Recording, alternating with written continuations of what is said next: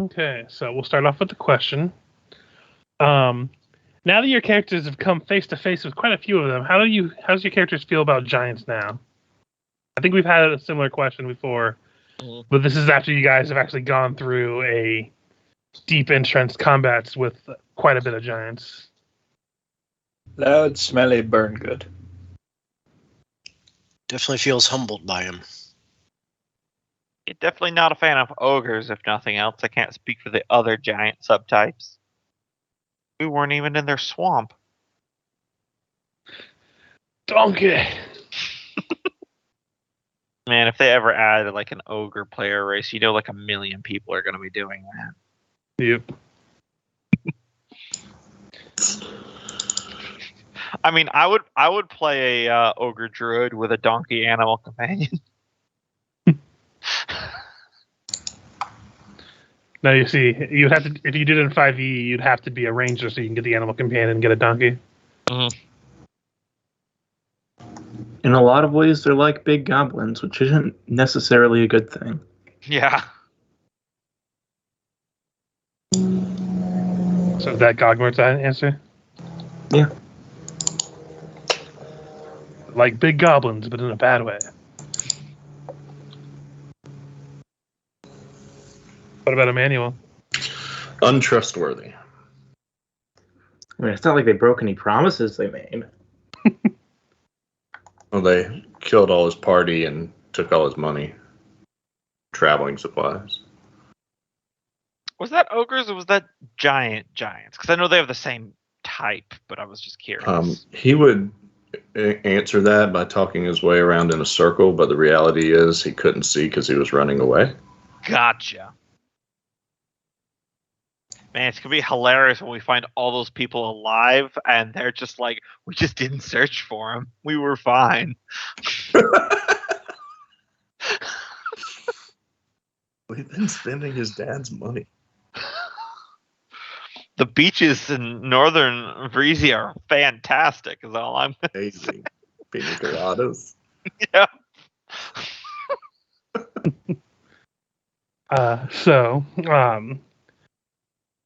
Kind of summing up some of the stuff before the revival of Afixa.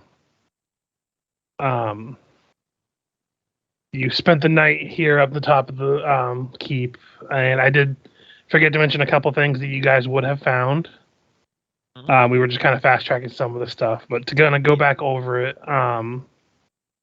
you do find let's see, hold on one second. In this room down here, in the very bottom right corner, it is a room that's filled with wood and glass that lies in ruins. It looks like it was a map room of some kind at one point. Now, though, most of the maps have been ripped to shreds, though you do see a couple that are maps of areas that are quite far from here. They look like they've been kept over time, just maintained, but not really from the area. You see one that details smugglers' tunnels beneath Riddleport. One that has details a few levels of Viper Wall. And another one that has hidden paths of the Lurkwood. Together, I'm not going to make you roll an appraise for this because I think I had you role plays last week and it was good enough. So these are all valuable maps if you wish to grab them however you wish. They would probably be worth about 1,100 gold altogether. Whether you take them or not is up to you since this is Fort Rannick and everything. But the Black Arrows themselves don't really seem too interested in stopping you from grabbing anything that doesn't seem too important to them. Another space you check into this room where the had opened from an invisible ogre that had attacked you during the combat. And inside, this was once a finely decorated room with what you see was once long swords hanging on the wall that have now just been snapped in half, stuffed animal heads, and several maps that have been torn. Large oak table with chairs have been smashed to splinters. Same with the bed. Though you do notice that you weren't quite observant. Like the ogres that were destroying this weren't quite observant enough to notice what looks like a hidden compartment underneath a wine cabinet. It's been partially smashed open on top. Even with a natural 1 perception, most of you are going to be able to see this. It's like a DC 10. So inside you see a coffer with open it up, whoever would. You see parchments of all kinds. A pair of what looks like green boots. And a tiny jewelry box. And keep in mind, this is just whether you check them now or not. This is just what you found while you're waiting for Afixa to be reincarnated. I mean, if nothing else, I feel like Lucilla would like check to see what all this stuff is. If nothing else, just to keep herself busy. Yeah, because the whole death of one of your friends kind of hit you hard. This is the first like actually bonded character you've really seen die. Yeah, Other than yeah. You weren't really big friends with the barbarian yet. Yeah, So, we had that arm wrestling moment. yeah, but like it wasn't as like you hadn't been Yeah. involved with them as long. So Yeah, it's one of those things that like but Did you were exactly expecting to come from, die like, down there. Someone did die, but this is like you guys have been going good for so long now. yeah, and it's not like Lucilla's come from a background of being hard boiled. It's not like I'm a grizzled mercenary of 100 wars. This is my first adventure, so life. But yeah, inside, what you're looking through the sheets of paper that are tucked into it, Mhm. you see what seems about dozens and dozens of surprisingly well written love sonnets to someone named Miriana. Who, if the sonnets are to be believed, is so beautiful that the moon itself was blinded when it spied her dancing. And who is the truest grace to know White Willow's soft embrace. Is there any rolls I can do to know that name, or is it just? You could roll me a knowledge, local or geography, or nature. Nature. Nature it is. 21 plus 4 if 21. it's Thessalonian related. It is not though. I was gonna say I also have that Fey book, but then I realized that only applied to very specific knowledges, so never mind. What does that give you again? That was a +4. Let me flip through here. The Pazuzu book, Drow Erotica. Here we go. It doesn't say. It's the Serpent Tale Fairy Tales of the Eldest. Okay, yeah, no, I remember that one now. Yeah, that was a +4 to Fey rolls, and that is enough with that book then to know that the White Willow is a section of the Shimmerglens nearby. Mm-hmm. It is said to be particularly close to a portal to the First World, which is the Pathfinder equivalent of the Feywilds. Yep. So, whoever's this love poem is about is referencing White Willow in a connection to her. You also find a pair of green boots and the jewelry box itself has a single silver locket on a chain. If you look inside of it, there is a single lock of golden hair.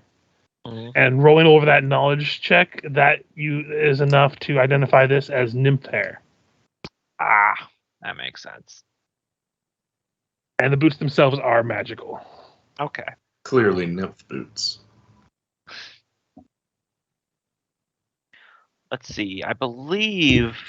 Hold on, let me check my abilities because I think I can identify magical items. I mean, it's a Better for spellcraft, I now. think. So Yeah, it's a spellcraft.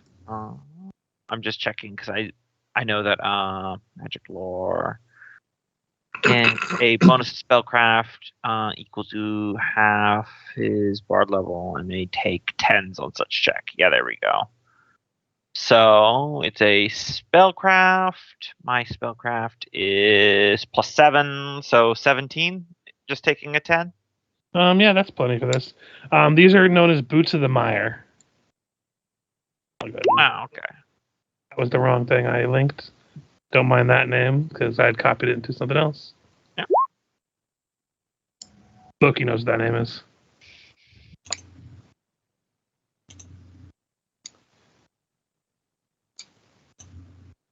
Yeah, this is what I thought they did.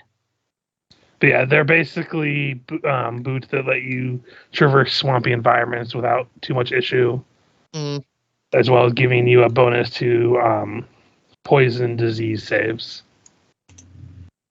Those are clearly for Rish. Yeah, that's actually a side question. I don't know if I ever brought this up. Does Rish wear shoes? I'm not talking magic item-wise. I'm just talking in general. Not really. Yeah, I didn't think so. I was getting like an Argonian vibe from it.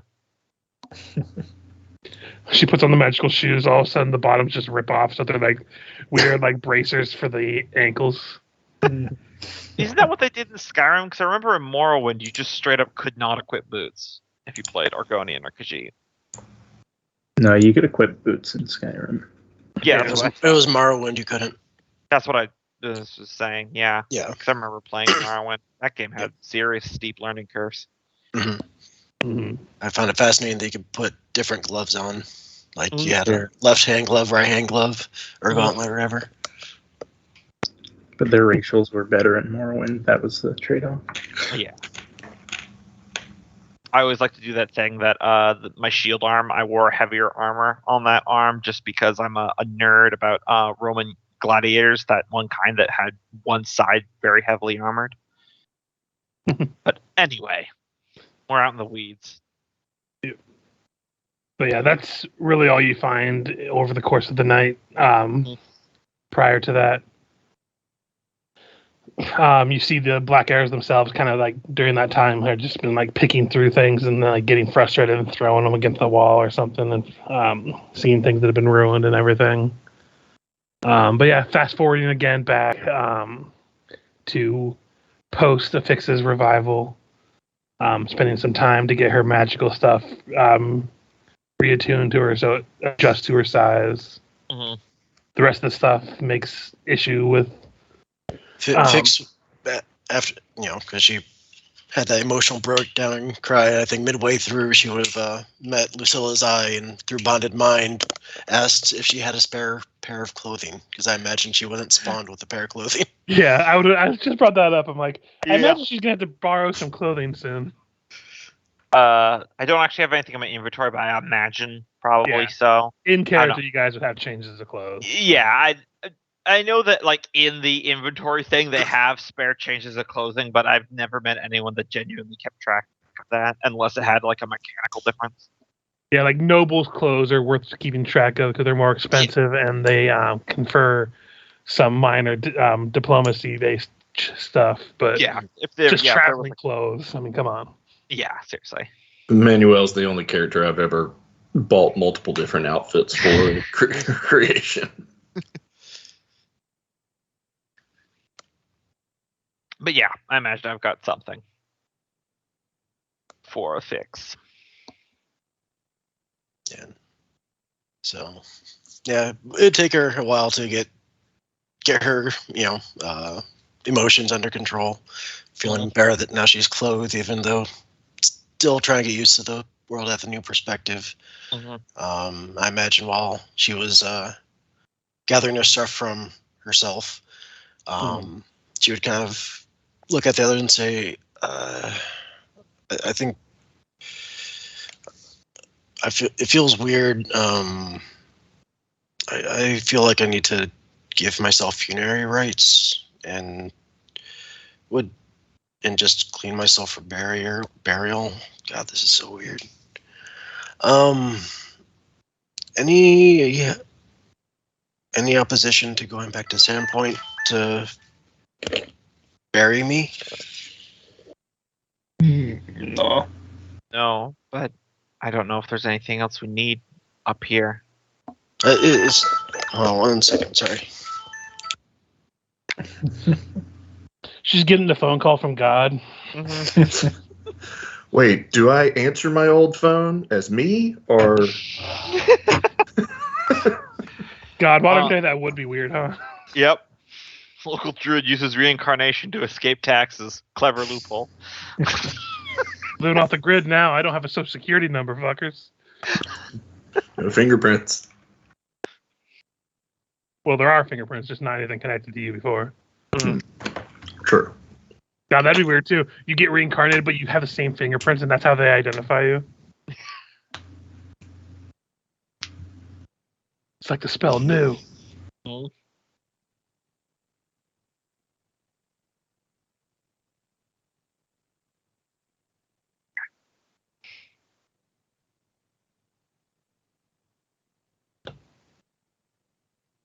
Yeah, if there's anything else other than the scene there, if people are wanting to do mechanically or otherwise, just let me know. Because at this point, it's kind of up to you guys what you're doing. So Yeah. Because, I mean, I feel like we need to figure out why I guess we just keep calling them the cult because we're not certain what their official name is. But that's been doing this whole sin harvesting thing. Why they targeted this place. What they wanted to gain.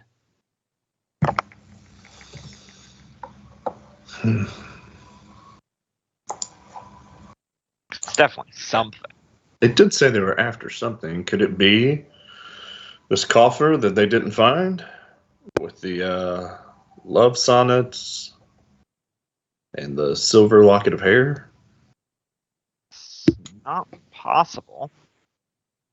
Did we ever see what was in the coffer? the coffer itself is this is what stuff was in it. It was the letters, the locket, as well as the boots. Gotcha. I mean, it's not possible that that's what it was, but we need to go see this person mentioned in the letter to see for certain. Wait, Not sure I've if you got would an have, idea. but if you had asked either any of the Fort Rannoch guys, either of them, they don't know none by the name of Mariana. Yeah, I've got an Hey, guys.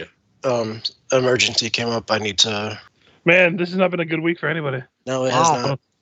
Well, you take it easy, man. Hopefully Will do. everything goes good. yeah, Yeah. Yeah, don't worry about it. It's just a game. You got. yeah. No. Okay. Yeah, totally. Feel free to NPC me or whatever. I'll catch you later. All right. So yeah, Do we want to just go ahead and stop then and well, pause, before do we a game lose the night moment, then, I do want to give you Emmanuel's idea. Okay. Okay. The reincarnation, you only need a piece of their body, right? We could use the hair to reincarnate her and then ask her who she is. They need to be dead to reincarnate them. I mean, if she was dead, you'd be absolutely right, but we're not certain if she's dead. Yeah, Yeah, and if you- I and you mean, do it it and might she's be not worth dead, you trying, waste but she would 1,000 have to be gold. dead and have died within a week. And be willing to come back. Yeah, so So there's a you're lot of saying stipulations. there's a chance. But we can definitely try that. I mean, it's not like, I mean, it's going to cost us some gold, but not that much. We all split it up. Let me check. Y'all were surprisingly receptive to that idea. I mean, it's not an awful idea. It's got flaws, but it's not awful. Yeah, it costs 1,000 gold pieces. So Yeah, and then you just have to worry about whether whatever the hair locket and stuff is dead or not. Well, we could probably figure out which one of these is the person that wrote it. I will say again, if you ask either of the Black Arrows, that was the commander's quarters.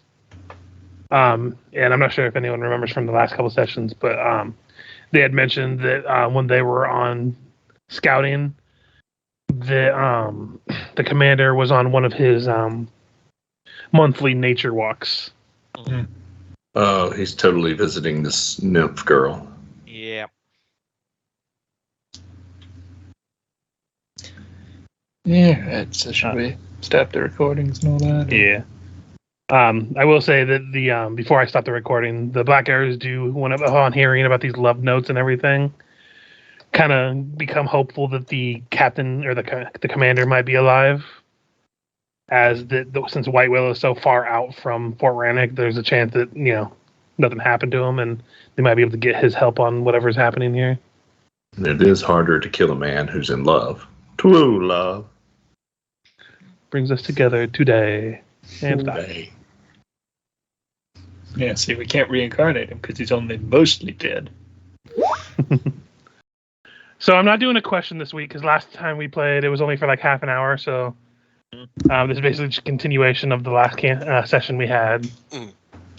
The short time you were playing last time, you investigated the commander's quarters, found some knowledge about how the commander was in love with someone named Miriana, who was written to be as beautiful as the moon itself.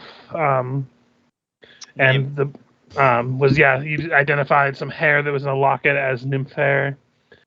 Somewhere in the area of White Willow is where he took his monthly jaunts. It's a section of the Shimmer Glens nearby that is apparently particularly close to two portals of the First World, which is the Feywild and Galarian. Mm-hmm. Inside, you also found a pair of boots of the mire. Let's see. The two surviving black arrows that you have accompanying you, Vale and Jakardos didn't really know of his dalliances with a nymph, but they did know he went on communion walks. Though they're hoping that since he wasn't here, that there might be a chance he's alive, but if he's not been back by now, there's something else keeping him up. Going through, I'm just trying to go through the notes of what I took down, but other than that, you found some maps that were nothing anywhere nearby. They're just like old smugglers maps of like Riddleport and Viper Wall and stuff. They might be useful if you wanted to sell or something, but they seem like more like collected things someone had just in the past and they brought it with them here. And I believe that's where we left off. You had started doing some roleplay shenanigans before we had to kind of call it quits. Mm-hmm. So the question is what you all want to do. Oh, before we do start, I did actually want to bring something up. So there is the... I'm still going to go with milestone leveling because I prefer that. And of course, their phone rings now. Give me a second. This better not be the cursed session of the book. I know.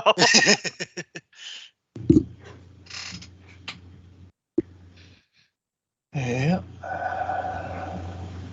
Good old telemarketers. Anyway, what I was saying is what I'm going to be doing now, since there's certain points that Milestone recommends leveling up, I'm going to give you basically how close you are to leveling up out of a 1 to 5. 5 being you're leveling up there, and 1 being you just started. So that way you can kind of gauge when you guys are going to be leveling up so you can kind of start planning for the level ups. So kind of in between, because I do notice that with the milestone one, when people just get kind of sprung with the level, it kind of takes some of the anticipation out of it. But I don't want to go full experience thing with Pathfinder, considering at this point you guys minimum would have like 115,000. Yeah. So That's cool. that way. So for now, if you want to put on your experience right now, you're 2 out of 5 towards the next level. Bold of you to assume I don't already have all my levels planned. Well, do you assume that I think you guys have thought that far ahead? I'm already lost on who's assuming what for whom now, so let's just move on. Bold of you to assume my assumptions. Yes. But yeah, in addition to the group of you, there is also still Jakardos, Vale, and Shalelu kind of accompanying you all. But I don't have anywhere particularly I want you guys to try to force you guys through, so Yep. talk it out. Brand new gnome to fix, though. Yeah. Yep. After spending bedtime to basically put a funeral shroud on her old body, she would kind of look at the others and say, I'm sure we still have stuff to do going forward, but I feel like I need to do something with myself. She kind of looks down at her body. God, that's gonna be so weird, but I feel like I should be buried in Sandpoint. I mean, this is a weird thing to say, but Sandpoint is a ways away right now, and your no longer used body might start getting a bit funky, if that makes sense, before we get there. I know that Saren Ray, one of Saren Ray's aspects is fire. So have you considered cremating yourself? It's a touchy subject, but also, have you thought about your townspeople? They kind of adored what you were before, and it may hurt them to try and comprehend what's going on. I don't know. I think at this point she might actually be relieved about that bit. That's true. I mean, Well, sure, being, they definitely had their superstitions about Asimar, but, they're still, lifelong friends, practically family, some of them. So, I mean, are you going to tell him you're a gnome now? I mean, like, Somehow. if you want to break away from it, this is as bad as clean as you're going to get. I don't want to break away from it, though. Alright. I'm just floating it out there. No, I know, but It's your life number 2, I guess. yeah, but I don't regret anything from my old life. I just feel like part of closure is, sending myself off. I know it's very much out of the way. Just, always envision myself getting old in Sandpoint and being buried at the temple with so many other people that I've known and know. And, I mean, it's going to be tricky enough to explain that I'm a Fixa in my new body. But I don't know if it'll make it any easier with with my old body being there. Kind of feels like this is one of those big questions for our father. Not a character, I'm trying to remember his name. Father Santis. Yes. Yeah. Yeah. Actually, I mean, Rish, I'm just wondering, because you're proposing walking up to your hometown carrying your own decomposed body and saying that I'm this person right here.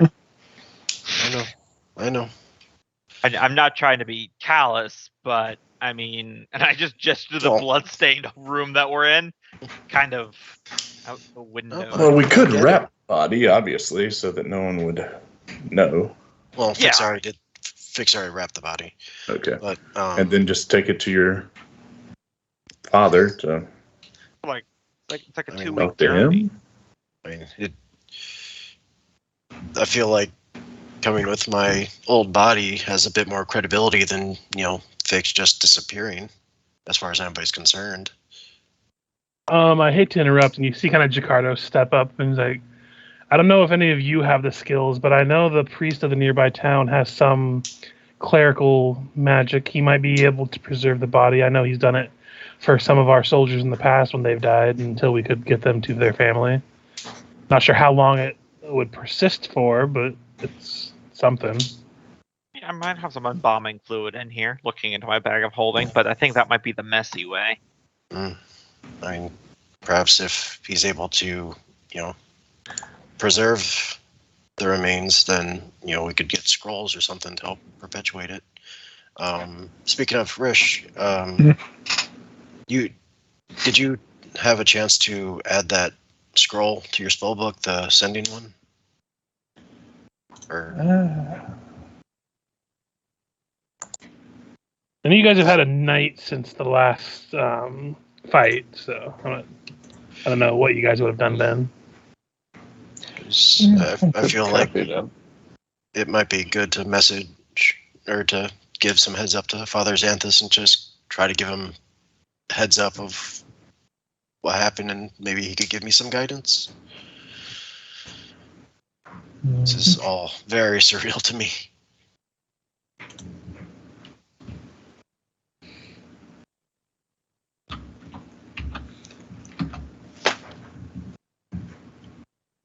Yeah, I mean, if we've had a night, I would have had time to copy it over and memorize it. At least one night. I mean, I bought the scroll, I think it was weeks ago in game. So you probably would have plenty of time to memorize it then and get it into your spellbook. Well, what do we have going forward with our current quest? Because, I mean, wasn't it to liberate this from the issue that's been plaguing it? Well, That was our immediate mission, at least. the people, Lucilla's being very aware that Jakarta's in the room, that we're tracking are doing a bunch of stuff. They sunk their own barge here down on the lake, and then they came and invaded here, apparently after something, but we still don't know what that is. One doesn't assault a fortress just for the kicks. So currently our best guess is to find the captain of this place, because he was on one of his walkabouts. Presumably visiting this Fae that we know about, and from our own trip through the forest, the Fae there certainly seem agitated. Jakarta would chime in once again. There's also the concerning matter that the ogre you killed here in this room that did a number on your friend. We know him by reputation. It was an ogre known as Jagrith Krieg. Generally, he was the one in charge of the ogres, but from the looks of where we came up with the Lamia lady, he didn't seem to be the primary in charge individual, which begs the question of who is bossing around the leader of these ogres. And if it was her, does that resolve everything? If I had to guess, it seems to follow the pattern from, out of character once again, forgot the big city we traveled through. Magnamar. Yeah, that seemed to have been the case with Magnamar. You know, you had all these corrupt people and, you know, people being corrupted, but it turned out to be the Lamia that was backing everything. At least as far as we know. True, but there was one person that we heard reports was here that's not here right now. Sure. Well, how about this? For now, let's take my body to the nearby priest who could keep it preserved and safe while we wrap up business here. And I'll just make do with what equipment I have. Even, you know, it's some of it seems to be shifting back to, you know, fit me, but not all of it.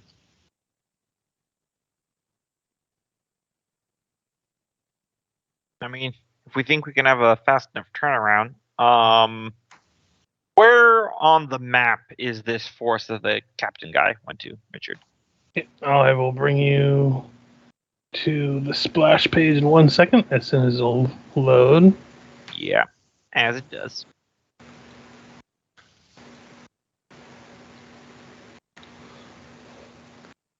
So if you look where you are now at the Fort Rannoch up there, White Willow is down over here. Okay. So the closest way to get there would be to go to Turtleback Ferry and maybe either take a boat to get to White Willow or go down towards Bitter Hollow and swing back around. Right.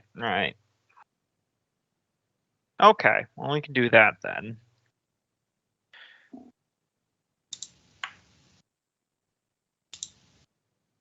And just so we know for our own, that legend I heard about the sea monster, that's this northern lake up here, Yes. right? Okay, cool. Just wanted to make sure. Okay, Well, we can do that. Let's see.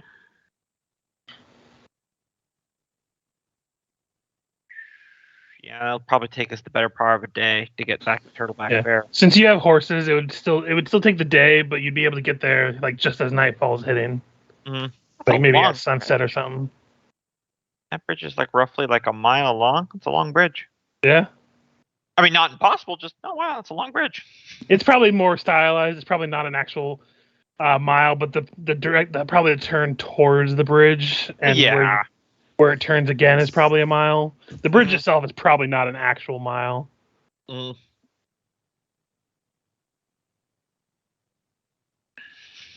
Well, if we're gonna do this, then we should probably be setting out sooner than later, unless anyone else has anything to do here.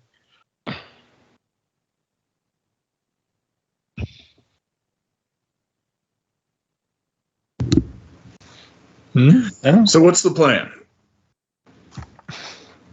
We take me to White Willow to where I'll be kept safe while we do the rest of the stuff. Turtleback But then are Ferry, you then to coming White with Willow. us? Yeah, Turtleback Ferry is where you're going. That's the town that has the priest. Yeah. He was also And the that's- mayor that had talked to you about Fort Rannoch when you first arrived at the town to Mhm. Ask about it. Yeah, because Oh, whether yeah, I remember that. we're going straight onto White Willow, which is what I say we should do, or if Afixa wants to try to head back to Sandpoint, we're always going to be going to Turtleback Ferry first anyway. Mhm. So either way, that's the direction you'd probably be heading. Yeah. Okay, so if anyone has anything they want to do first, let me know. But otherwise, as you're discussing this, the Black Arrows and Shalala would approach you all as like, we want to thank you for everything you've done to liberate the fort.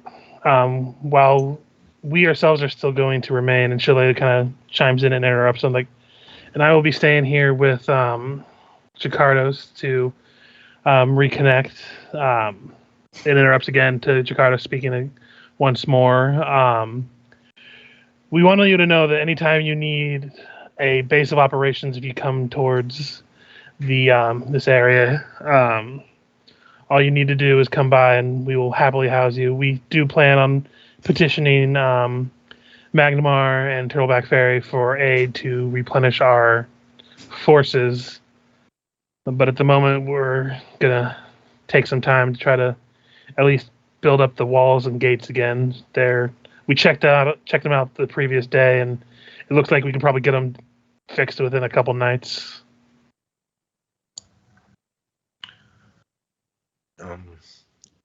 Next time we're in Magnamar, I'll try to put in a good word to the mayor to really emphasize the importance of sending people here. Please do. He's kind of an asshole. And we have somebody on the inside, and she would kind of look aside and then shift her vision up to Emmanuel. I imagine that's going to take her some getting used to. Mm-hmm. Why is everyone suddenly a giant? Oh, that's true. How short is she now? Or tall? 3'3". Hold on, you're barely taller than me. I'm 3 foot even. I rolled random. And Yeah, how same tall here. was she? Like, I don't recall. I think it was like She was like 5 or 5'8". something. Yeah. Yeah, 5'8", 5'9", somewhere around there. wow. Still a couple feet. Yeah. In character and out of character, I am deeply looking forward to seeing her trying to climb on top of her horse before remembering.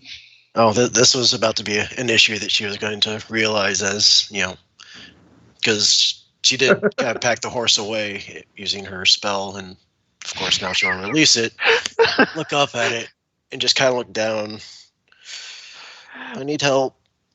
Could you imagine if that horse, the spell containing your horse had been tied to your body rather than your spirit?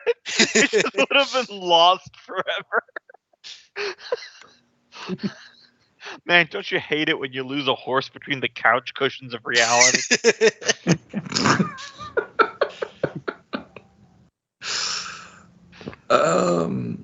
So, could some Do you think Other you're going to people. be able to get your feet in the stirrups? probably not, but at the very least, I need to go on there, and then I could ride along with myself, or just guide the horse who's carrying me. So you're going to try to balance a full-sized human body on a horse that you yourself can't completely be on top of? Ideally, Wow. try to tie me into place rather than trying to drag me. True. You're That would honestly. be an odd sight coming to town. Hey, one of those people we sent to try to help everybody, it's being dragged by some drow-looking gnome. Tell you what, Afixa. We'll tie up your dead body onto your old horse, and then you can either ride with me or Emmanuel, and I can just lead your horse by the bit down the mountain. That sounds good. Yeah, I'll ride with you. Mm-hmm. That was going to be really awkward. I was wanting to reference the fact that in session 1, Emmanuel walks up to us, is like, "Hey, you seem nice. Want to ride my snake?" Right. It was going through my mind too. I was about to grab her and put her on the horse, but then I remembered that he's developed a little fear of women. Yeah, the bad touch thing. That was also session. Bad touch. But figuring out the riding situation, you do mount up. The two, you don't have to worry about anything with the weight of the pony, because the two of you weigh nothing. Yeah. In fact, 5 I think pounds soaking wet. In fact, I believe as a gnome, she's technically lighter than a halfling. yeah, I have that- around 35 pounds. crazy. Y'all are smaller than my daughter. Y'all are smaller yeah. than a 5-year-old. Mm-hmm. A foot shorter. Mhm. Wow. So as you're like leaving Fort Rannoch, you do notice that the rain itself has picked up again. It's not quite a torrential downpour like it was when you were coming here and you were like having to bunker down, but it's enough to sting the skin and eyes when the wind blows hard enough in one direction or another. Is it the rainy season right now? It's a little early. It's getting towards the rainy season, but it definitely is very early for this much rain. Yeah.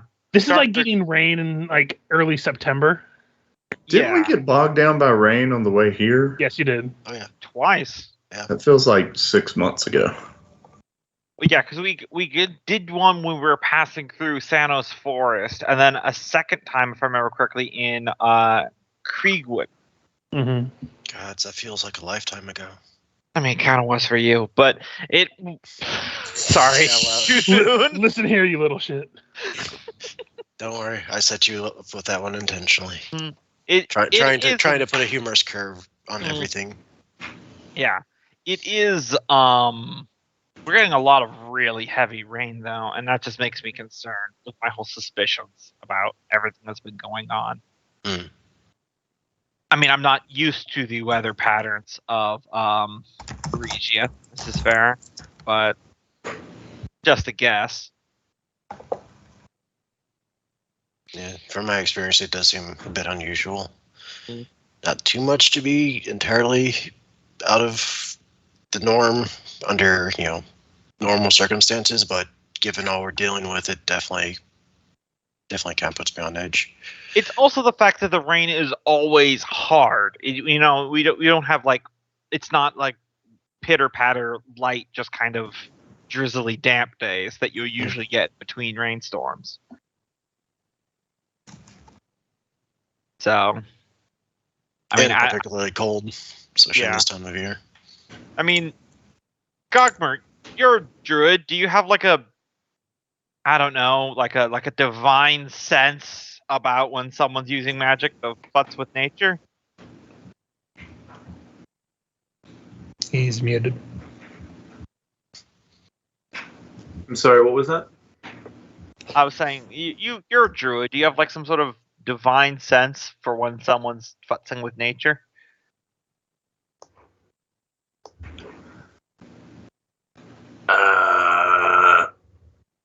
So you think all druids know each other? That's not what I asked. I'm saying, do you know about the weather, not do you know another druid? Do kind of look alike. You're not helping, Emmanuel. I mean, Gogmer. What would weather knowledge fall under? Probably nature Sure. or Yeah. survival. Oh yeah, I Gogmer knows a lot about the weather. Yeah, I do believe there's also a predict weather spell, which almost never gets used. Probably, but we'd have to wait a day for me to use it.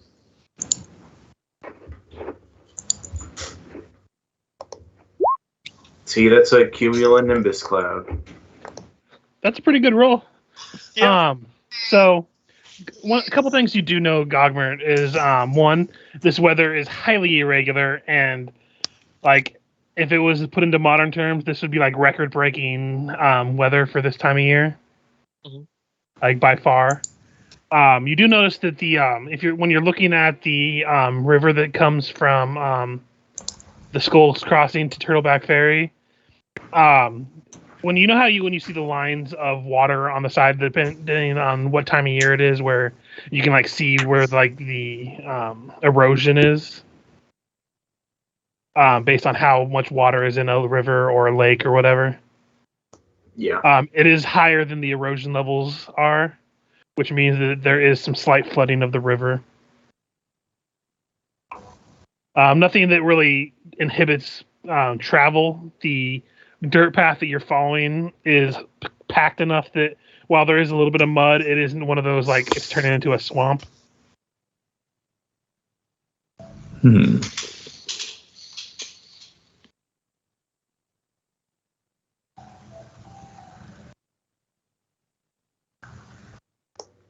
There's definitely something up. Yes. Something's odd, and I can't wait to get into the inn. Change clothes. Yeah, so that way I can also access some of the books I'm carrying in my bag here. I have an idea I want to research. Something's going on here, and it's global warming. No, I read about that. It doesn't really exist. Oh, it does. It's from the goblins lighting all the fires. It's intentional entirely. I heard it was cow flatulence.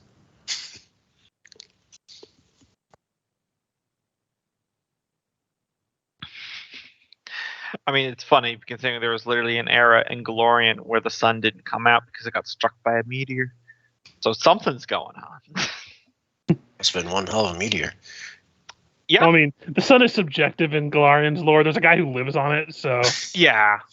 In and Starfinder, he's only a 15th level wizard. That's the most bizarre part. Is he's not even a 20th level wizard. He's just 15 levels, and he can live on the sun. I'm sure you can get immunity to fire somewhere. So when I say my fucking Lich wizard wanted to go into space, that is an easy feat for a level 20 wizard. oh yeah, no, seriously, like I had joke ideas if I ever ran when I someday run the Fly Free or Die Starfinder adventure path. I was gonna make jokes about Amadeus being out there in space. Because of any of our characters, I would say he was the one that would most likely survive into the far future by just keeping to himself. Yeah. Oh, yeah. I feel like the Spelljammer people should just refer to him as the librarian. And whenever they need to know something, they're like, we're going to have to go to the library. And they search for his island floating around. Please, no food and drink when you enter my library. That includes forever. He's just that undead version of that owl spirit from Avatar. Very much so. More or less. Yeah. So I assume you're pressing on towards Turtleback Ferry. Yeah. Yep. It gets to be about the equivalent of like 4 p.m. by the time you get to the bridge here. The rain is still considering just as strong as it had before, though the wind has picked up a bit. It's one of those ones that you're kind of having to like raise your cloak the direction of the wind so you can kind of block and still be able to see as you're walking. Vix is probably gripping on something heavy pretty intently because she's not used to wind having such an effect on her. Yeah, indeed. Not quite as bad as when you were coming here, where it was like strong enough wind to blow you over. But it's quite substantial. When you get towards the bridge, if I ever can have everyone make a perception roll for me. Also, I forget because it's been a day, so we probably healed up some, haven't we? Yeah. You would have healed your level plus con plus any healing you would have had left over. Okay. I'll say for the fact that she has a new body, it fixes just at max. Yeah, that makes sense. I'll roll my perception, then I'll figure out what I would have. 22. Yeah. So after everyone rolls, do ahead and make sure you check your character's health and everything, because I know you guys would have had some healing to give the previous day. Yeah, level plus con bonus. That would be 10, but then I got a few healing spells that I probably would have used on myself. So let's see here. What if I just click this once, twice? Oh, good rolls. 10.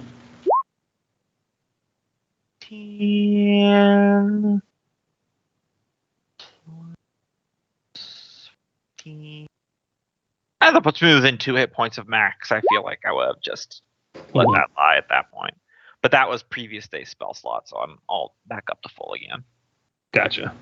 I mean, that was just 2 cure moderate wounds, so I would have still had spells that day too. So that seems reasonable.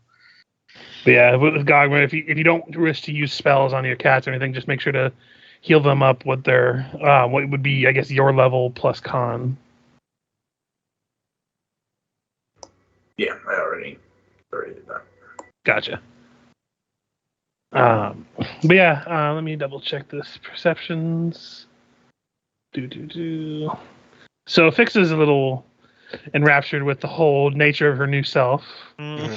Crouch down, minimize your profile against the wind. Oh wow, you have a +0 to perception? Yep. Damn. I forgot about that. But the rest of you notice this man who's like he's running hard, almost like stumbling over the cobblestone of the bridge as he's like seems to be making his way northward towards your direction. He seems to be in kind of a panic.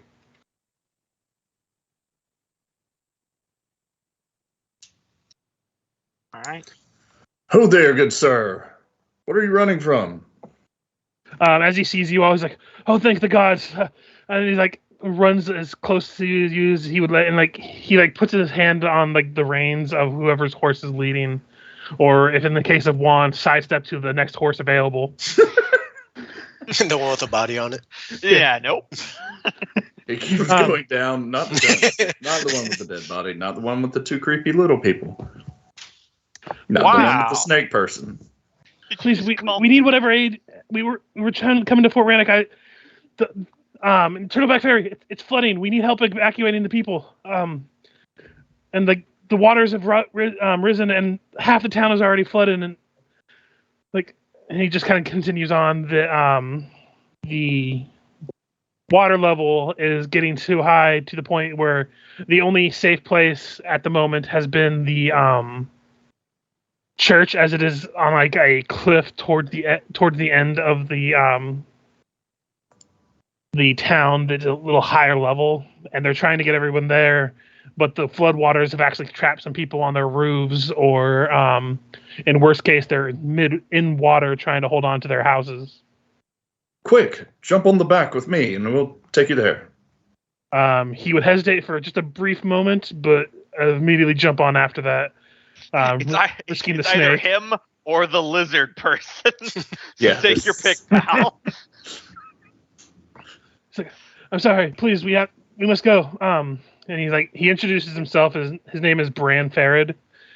He as you're like leading there in a hurry, I imagine he is a local hunter that was far enough out of town that he was able to brave the risk of ogre attack and the weather to try to get aid of the only place they know where to get aid, which is Fort Rannoch. I'm Emmanuel Depardieu. And this is Bless you. Juan. He is a racing snake, so hold on tight. Mm-hmm. So, yeah, you're able to book it double time. Your horses will be tired by the end of this, but you'll be able to get there with sooner than you were expecting, probably like a good hour earlier than what your original goal was. I mean, the question will be then what do we do with Affix's dead body then? Because you can't ride in a gallop while leading a horse by a bit. That's just asking. That is true. Well, the hunter could always take Affix's horse. If he doesn't mind riding with a dead body. Treat Nope, me it's okay. just potatoes. He doesn't like if you would bring it up. He doesn't actually seem perturbed by the idea of riding a horse with a dead body on it if it means the chance of saving some people in the town. He doesn't seem to be happy about it, but he's not going to shy away from it.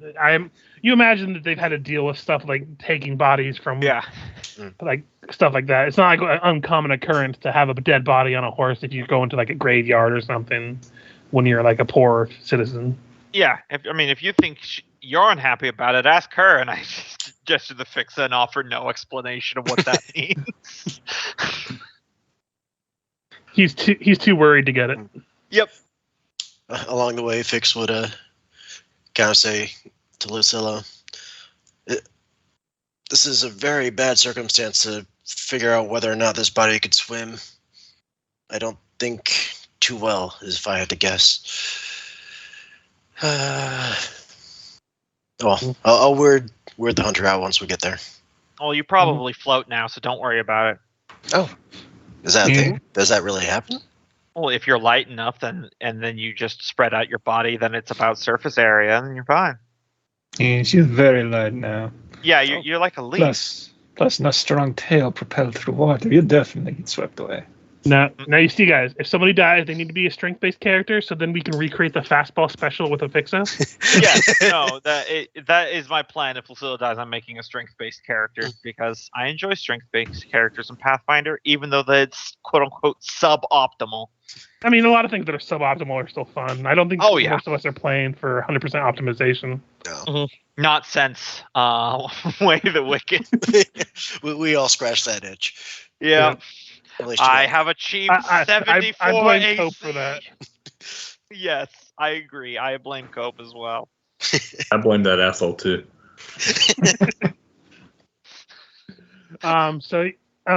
You make haste and arrive at Turtleback Ferry, and the village of Turtleback Ferry is drowning. The muddy, surging waters from the Skull River tear through the center of the community to fill the clay bottom lake with a terrible fury as you arrive. Many of the buildings that once sat comfortably on the river's bank are already flooding and in danger of collapse from the rushing water. A group of children and women, and a woman, huddle aboard one of the old turtle shell ferry boats. The tiny flood-bashed vessel is lodged up against the general store and threatening to capsize at any moment. Beyond the town's church stands solid, its foundation already 3 feet deep in floodwaters. You see frantic movements is visible in the upstairs windows as townfolk trapped inside the cathedral inside rush about in a desperate attempt to save scriptures, comfort the sick, and pray for deliverance. I'm going to bring you to a map of Turtleback Ferry. I've seen Deliverance. You really don't want that to come down the river next. So this is what it was. We killed that earlier. Pre-flood. Mm-hmm. This is what it looks like now. And where'd you say the ferry was that's threatening to capsize? It is number 5 on the map. Oh, okay, I was wrong. So it's Where's like the halfway church? in the floodwaters. We've got to help him. Indeed. Juan can swim very well. I can ride him. We can go to, is number 9 the church? No, number 6 is the church. All the way over here. So, so all the stuff that's not shown in brown is still treadable, but anything that's in the brown is completely flooded to you have to swim. Yeah, is the you said the church is not flooded. Does it look like it will be flooded, or is that it could? You don't know how high these floodwaters are going to get. Yeah, because I'm not very strong, so I'm not going to be good at hauling people out because I can't like fly or anything like that. So I'm wondering if I'm better off heading towards the church to where my knowledge can be useful to helping prepare it for rising floodwaters. Because normally in a mudslides like this, you'd want to get for the tree line, but unfortunately, tree line is that way. So,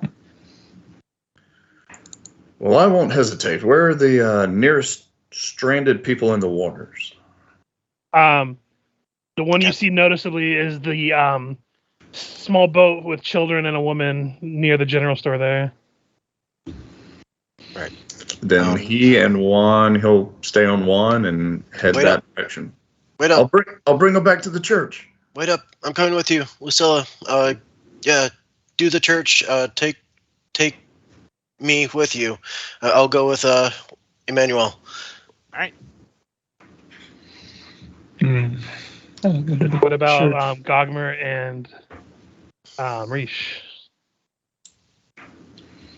I guess I hand my books off to Lucilla and go help with the rescue. Bag of holding here. Gogmar, can you turn into a turtle? Large turtle? I'm pretty sure. Especially if we're not fighting anything. Might be helpful.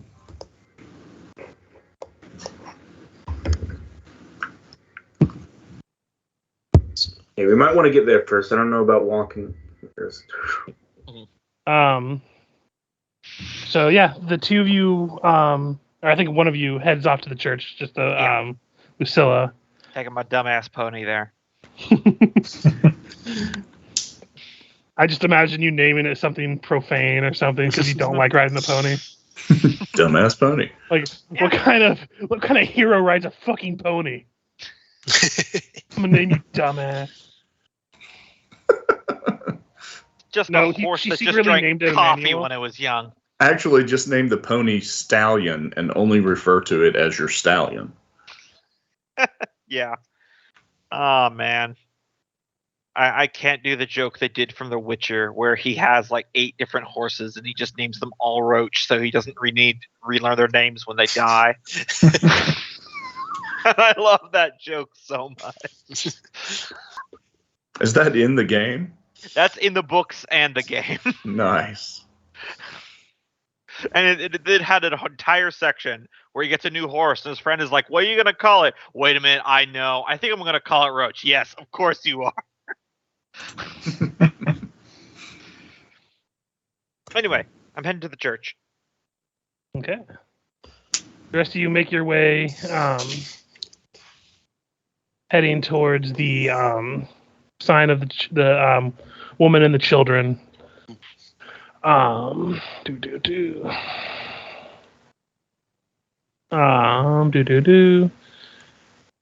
You see them as they're kind of like pinned to the rushing water side of the general store. The woman herself is holding on to what looks like a rope that's kind of been hanging off the side of the building that she's using to kind of steady the boat. The children themselves are dangling precariously on the edges of it.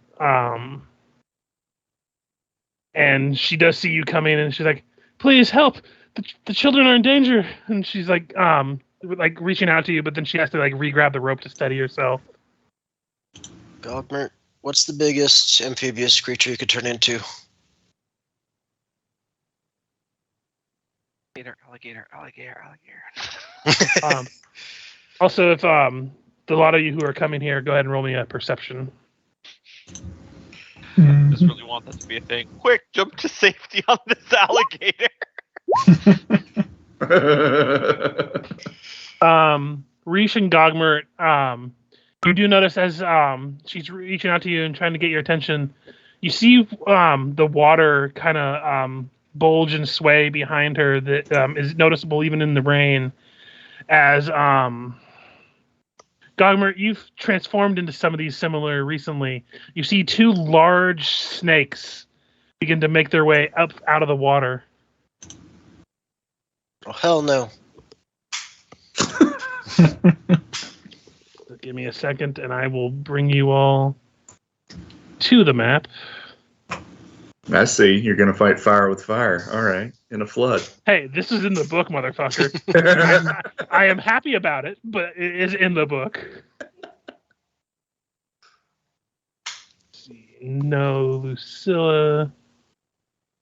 I'll let you guys position yourselves once you get in here. Go drag you in.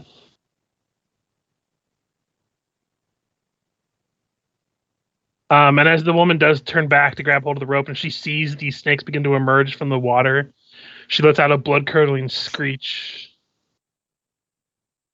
Hmm. And you all should be on the map now. Yep. So yeah, let's roll up some initiative. If you can't beat the snake, use your own snake. Manuel, call Moses on That sounds like an advertisement for another dating site. I was gonna say.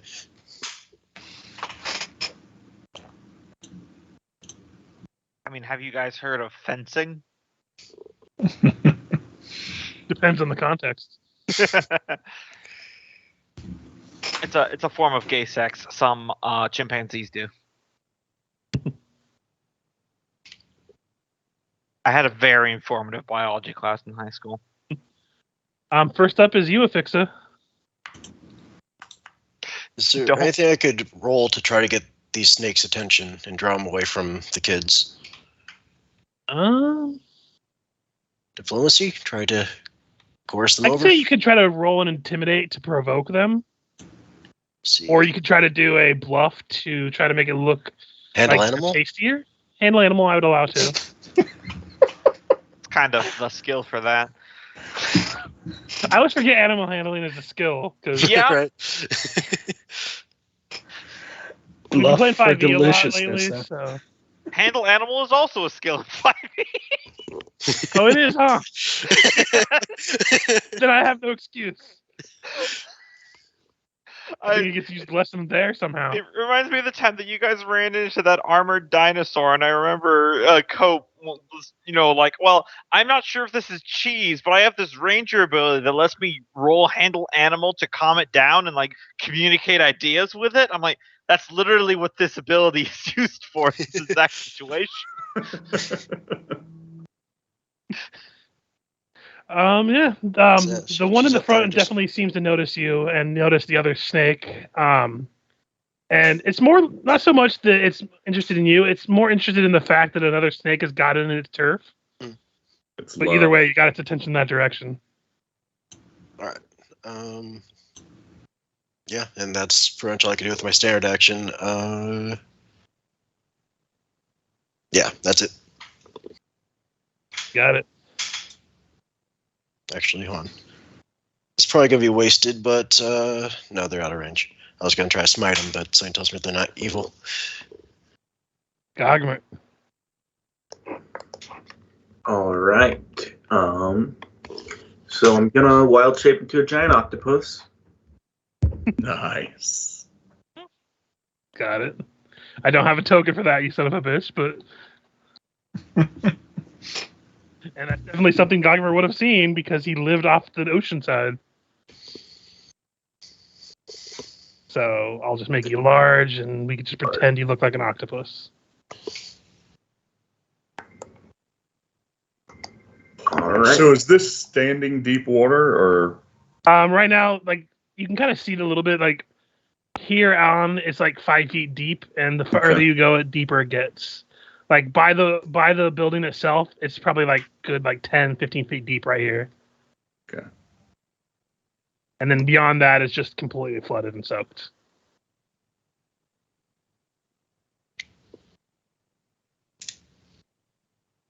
So you wild shape. You doing anything else, Gogmer? I'm gonna move in. That is a double move though, so I can't attack. You have to do that. No worries. You should have plenty of room to do that. The Godtopus is on its way. Okay. Well, a nice tasty octopus just got in its way. This one's gonna come and try to get you. 34 to hit for 32 points of damage, and it's going to attempt to grapple you.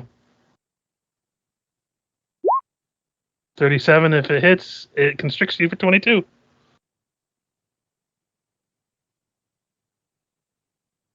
So that happened. Mm-hmm.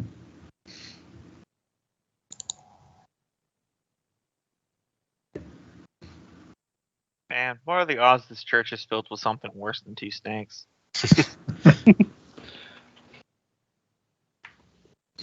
That's okay. The octopus is takoyaki now.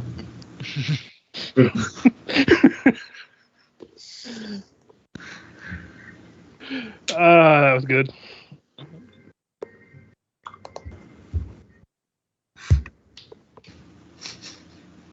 I would argue that since it has no bones, the constriction does nothing. I mean, octopuses do have a +4 bonus against grapple, but I don't think that matters against a 37. So what is Gogmar's total health at this point? He's got 20. Gotcha. Dude, you don't want to die as an octopus. It's just a bad look. Don't worry, I Other think one- you turn back if you That is die. nice. Oh, it's not the other one's turn yet, so never mind. That is that one's turn. And it is Emmanuel's turn. God damn it. Here, Laura, answer this. So, Richard, is this standable Yes. ground right here? Okay. I'm sending Juan in. You may want to hop off. No, I need to get up in there to help out Gogmert. Okay. You help the kids. The what? The kids. Prioritize the kids.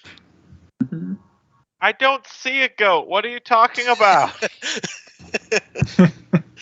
He's got a swift action, use his aspect of the tiger to increase his dexterity, and then he's going to take a final strike at that creature.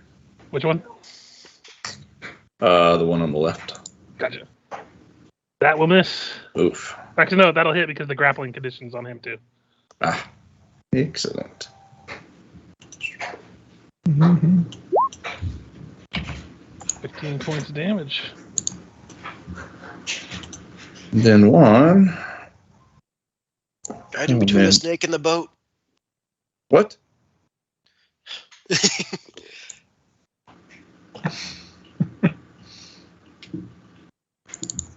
One will come up, and that's just within his range to bite.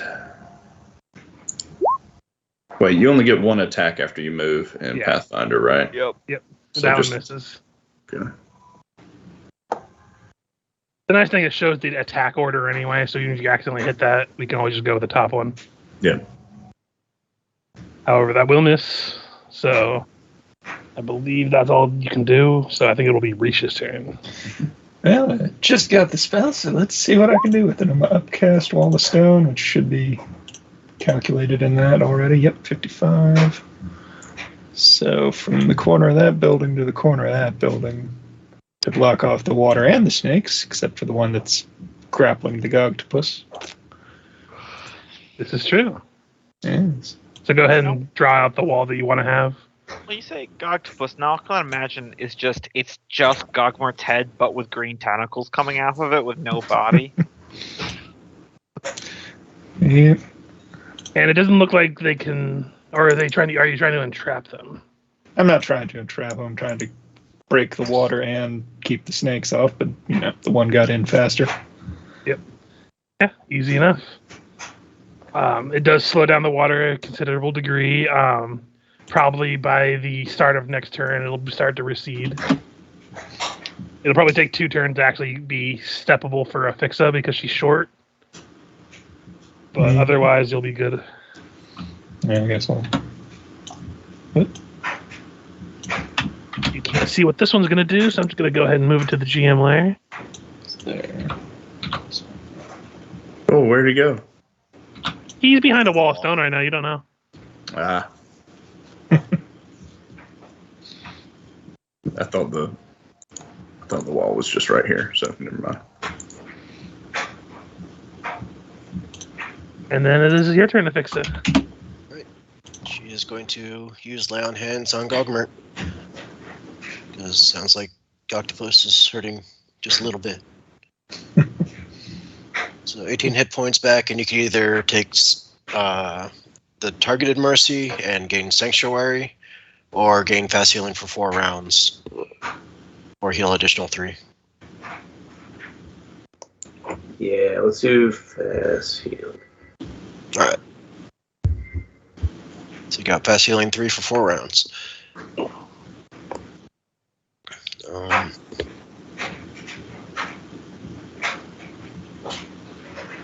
Screw it. She's going to try to smite this thing, see if it takes hold, or if it is, because it could. Even odds, it's evil. Never mind. You smite, and nothing seems to happen. Okay. Well, it's reassuring that they're at least normal-ish snakes. It's beautiful coloration. And yeah, I think that's all she's going to do for now.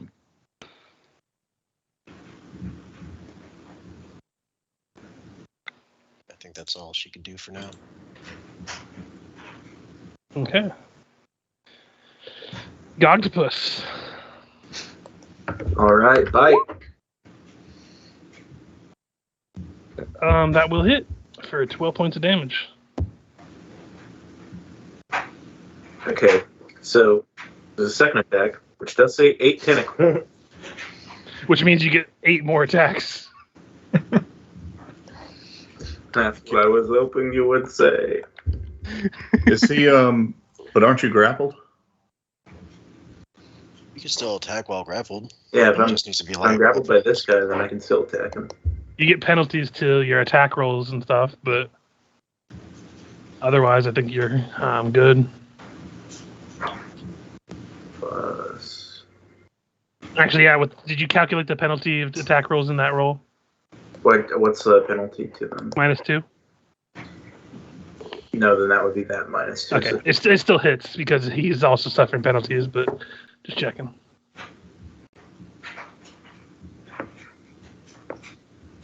all right. This looks like that's 12, so B plus 12, and I'll roll that 8 times.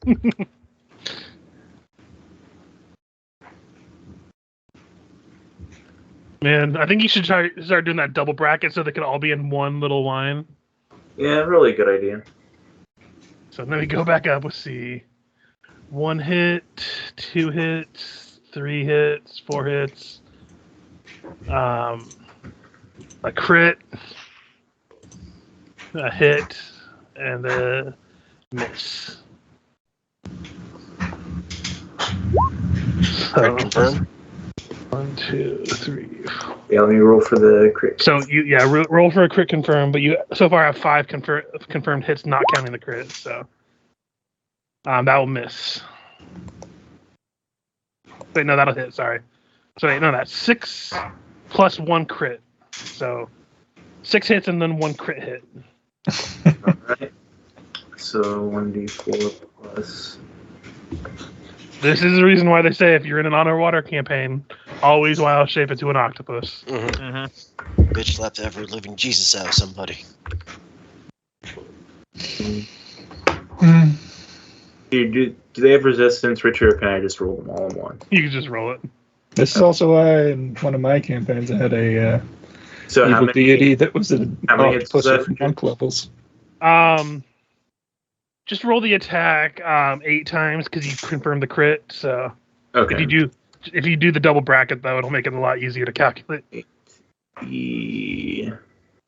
4? So I guess 8d4 plus whatever modifiers.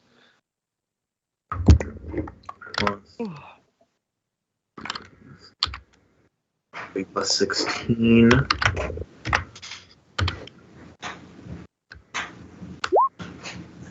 36 points of damage. They all hit for not substantial amounts, but that's still quite a bit of just angry tentacles just at this thing.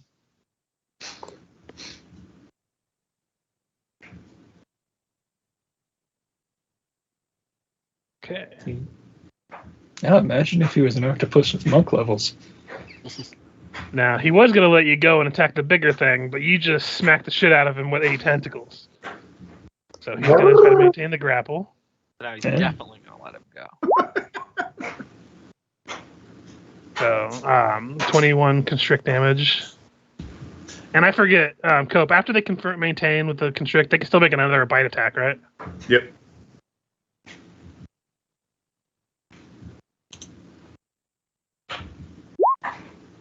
$24.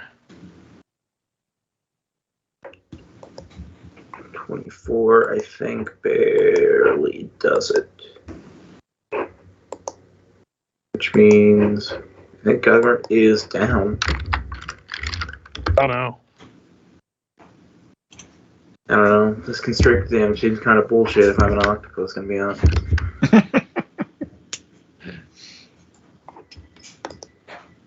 I mean, it's a slippery slope. Otherwise, then I could play a rat folk and rule that I'm immune to all grapples because I could fit my entire body through anything I can fit my skull through. So, unless you physically grab me by my face, then as a rat folk, I'm immune to grapples. So you're minus 12. What's your con score? 12. Oh shit. Just wait, did the Godward just die? Do you want to? Let's Yeah, I see. have. Let me see in my sheet. I have all 3 hero points. So Because we did. I think we decided not to burn into. Yeah, you couldn't stay alive with it. You could. No. Immediate action. I'm going to use Juan's ability to jump in and use intercept blow. Mhm. Yeah, I would at least. When a defended ally is attacked, roll Juan's attack. If it is higher, you share half of the damage. You can use a hero point to add to the roll if you want. Usually I don't allow for pets, but for using this, I will allow it. +8. Do it. Sure. All right, so +8 to this. Never a Yeah. boss fight. It's always some rando. I know. Well, no, and then So takes 35 it as the turned boss into fight. 24. So 29 divided by 2. I'll take the 15. You can take the 14. So you can add 15 health back.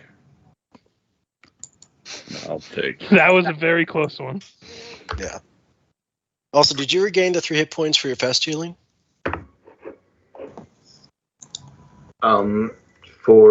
Did I get it the last round when you first added it? Because otherwise, I wouldn't. No, it'd be at the start of your turn. You'd get 3 hit points back.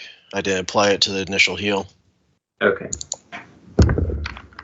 So he's still up, which is good news.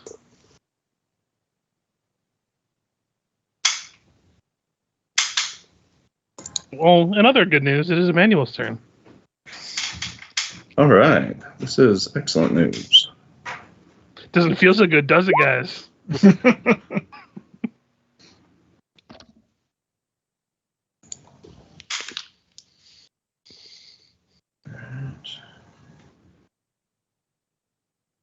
Manuel's going to move up a little bit so that he's within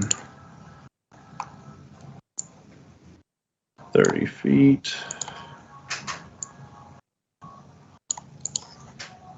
Can get deadly aim, point blank shot,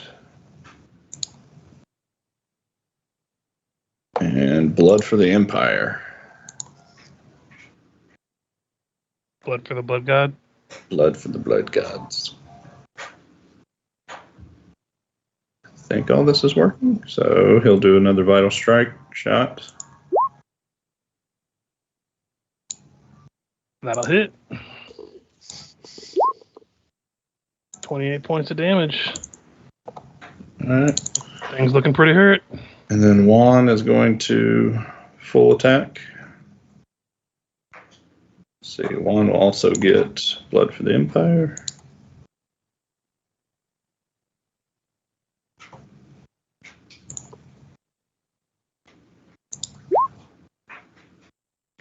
34. 34 will hit. And then, so that's 20 damage, and then a 34 to grab. That will not grab, though. Okay. And then another 24 attack. That one will hit as well. Well, then try and grab again. It's a, plus 16?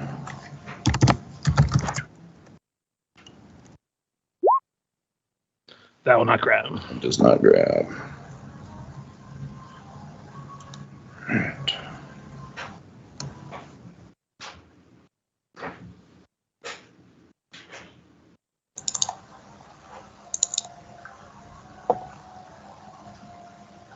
And I move, so I can't use that. And I'll give covering fire to Juan, since he's probably going to be the next one.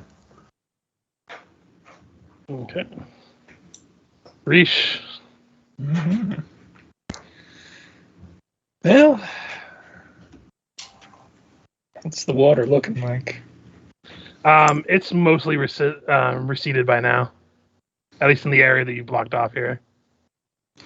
Yeah, so I'll walk over and start grabbing children, carrying them off to safety, of course. Yeah, because they're going to willingly go with the... I was going to say, as soon as you go to grab one of them, they begin to scream. But then they realize you're with, like, Emmanuel and the ones that are defending them. So it's more just like a panic, like, I'm not pulling away from you, but you're scary. I want to cry.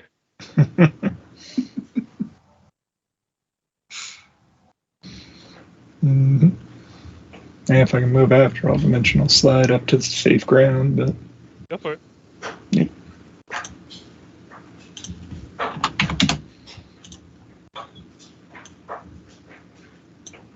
Stay there. Yeah, and before Fix's turn, coming up from the top of the roof, from the top rope, From the top row? is Snake Cena. Mm-hmm. Is going to leap down and try to bite at Juan.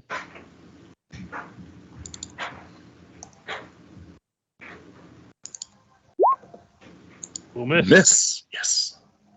I was wondering when my natural twos are going to start showing up. Just in time. Fixa. Trying to figure out what to do. Snake swam Surrounded on the by wall. a snake on all sides. Right.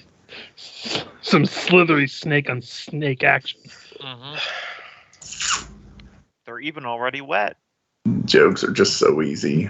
I know. You're the one that picked the snake mount. Go. How rough is this one looking? It's looking pretty hurt. Okay. Like I think it look at like if you can see the sphere in a serpent's eyes. It definitely has it. All right, then she'll focus fire and two-weapon fight against this one. See if she could finish it off. For a second, but I saw. It took me a second, but every time Cope laughs, my brain connects it. I think I missed it. Well, first you asked which snake looked more rough, and then you said I'm going to focus up on that one to finish it off. Okay, there it is. Yep. Yeah, the first blow will finish that one off. We are 12. Yep. Oh, for every and nail swinging you the add other to the two over group, to the their other one, collective both of age them would divides miss. in half. Okay.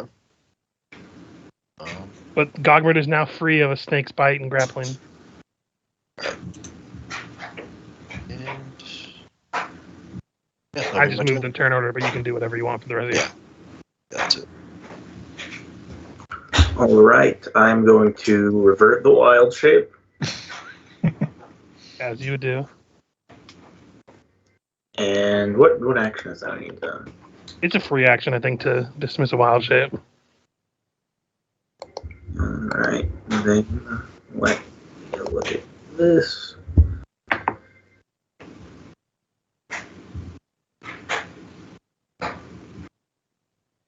Okay, let me see where do I see area here because I don't want it to be.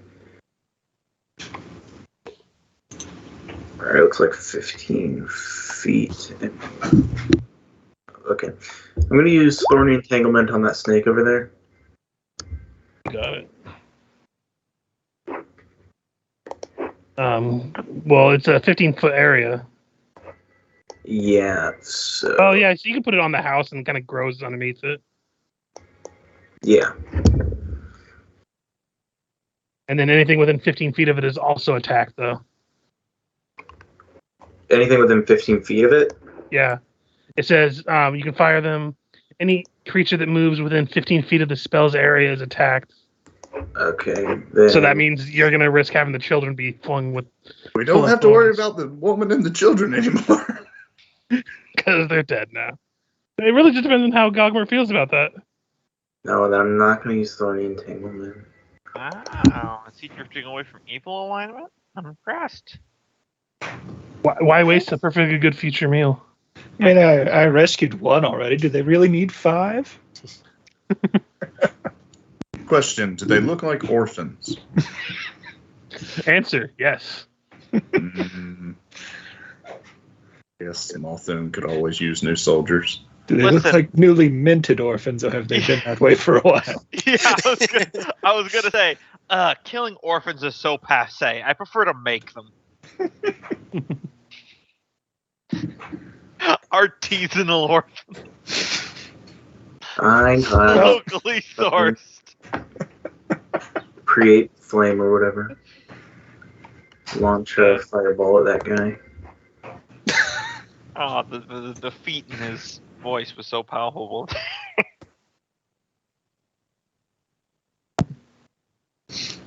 I guess I'll resort to throwing fire at things.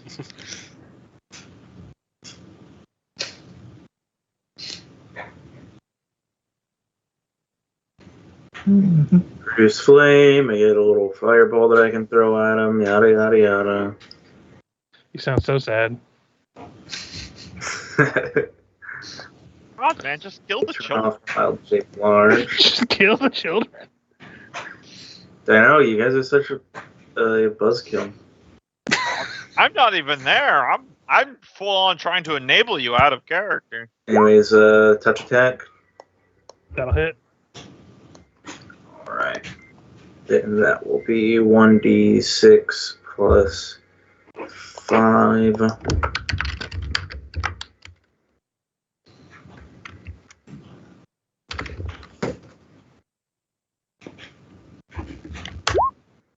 And damage. And don't forget to heal your fast healing. Yeah, I'll put a icon on just a reminder. That one is no longer in the turn order, so it is a manual stand. All right.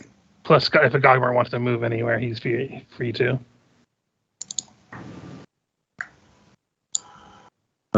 He's going to give combat advice to Juan.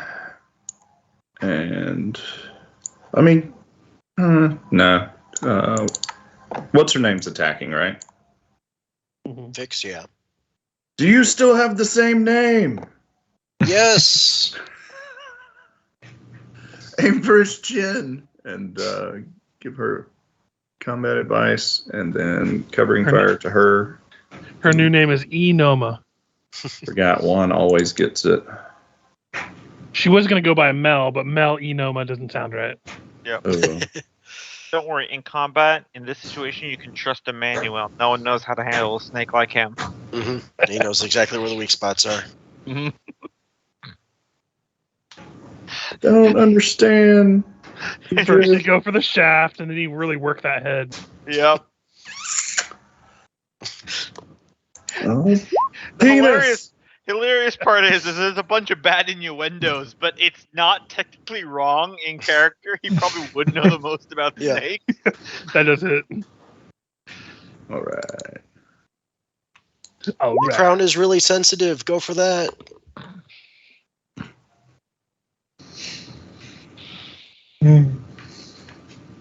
They just don't get old. right. Dick joke. Oh man, there's a special place in hell waiting for me. It's mainly just where people just shake their heads in disappointment. All right, he's going to use Broken Wing Gambit when attacking. So next time the snake attacks Juan, he looks like he's weak and gets +2 attack and damage. Okay. Does that CMD or beat? It will not. It will not grapple him. Okay. That first one will hit him.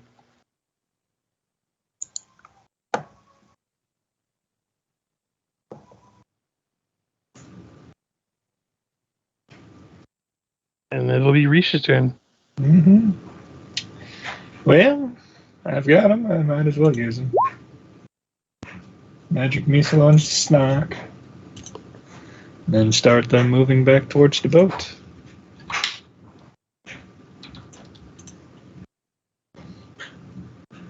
Got it. Yeah, Juan is looking nice, tasty, and easy to hit, so he's gonna go for it.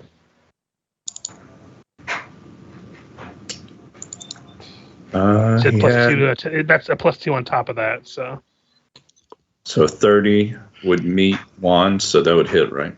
yes, Okay. And Emmanuel gets a AOO.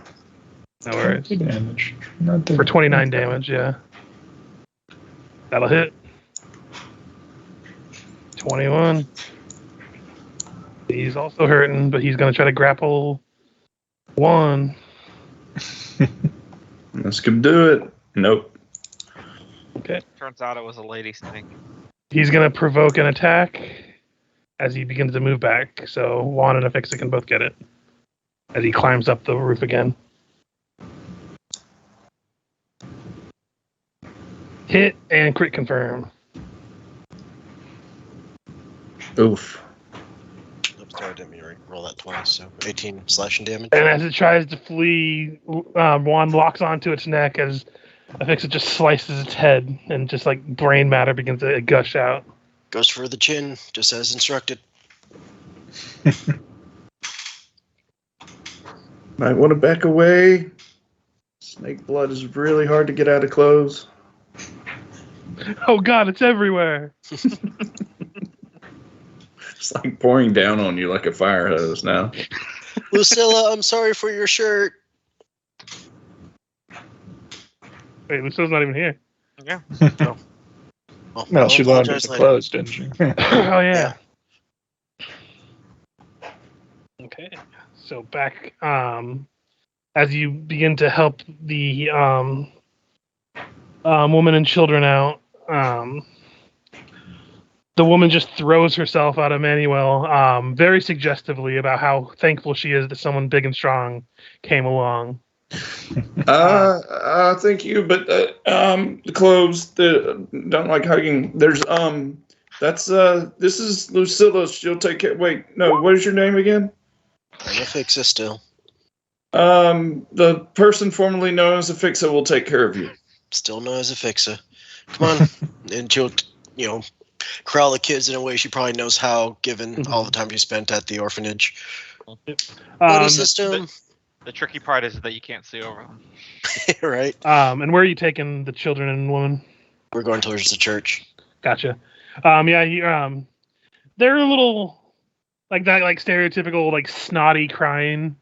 But you've been around children enough that you're able to keep them in good enough spirits to keep moving. The woman herself is actually relatively good with the children as well, and she's able to help you out, and she carries a couple of the smaller ones, or at least one of the smaller ones, and kind of has the other one kind of holding on to her dress as they make their way. Meanwhile, fucking Lucilla, you make your way to the church first and foremost. Mm-hmm. The church itself does seem to be the congregating point of everybody, as it is the highest building in town. Right. What are you doing? I, as dramatically as possible, enter through the front door, which is not very dramatic considering I'm 3 feet tall. They probably don't even notice too much. I mean, the door opens to a flood of water before you're able to shut it, so all eyes are on you when you enter. Mm-hmm. Okay, who's left that's in charge? You see the mayor making his way towards you. What's his name? I have it on here somewhere.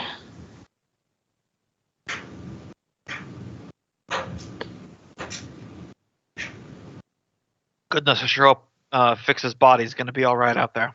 Oh yeah, Mayor Shreed comes up to you. Hmm. He's like, "Thank goodness you're all safe.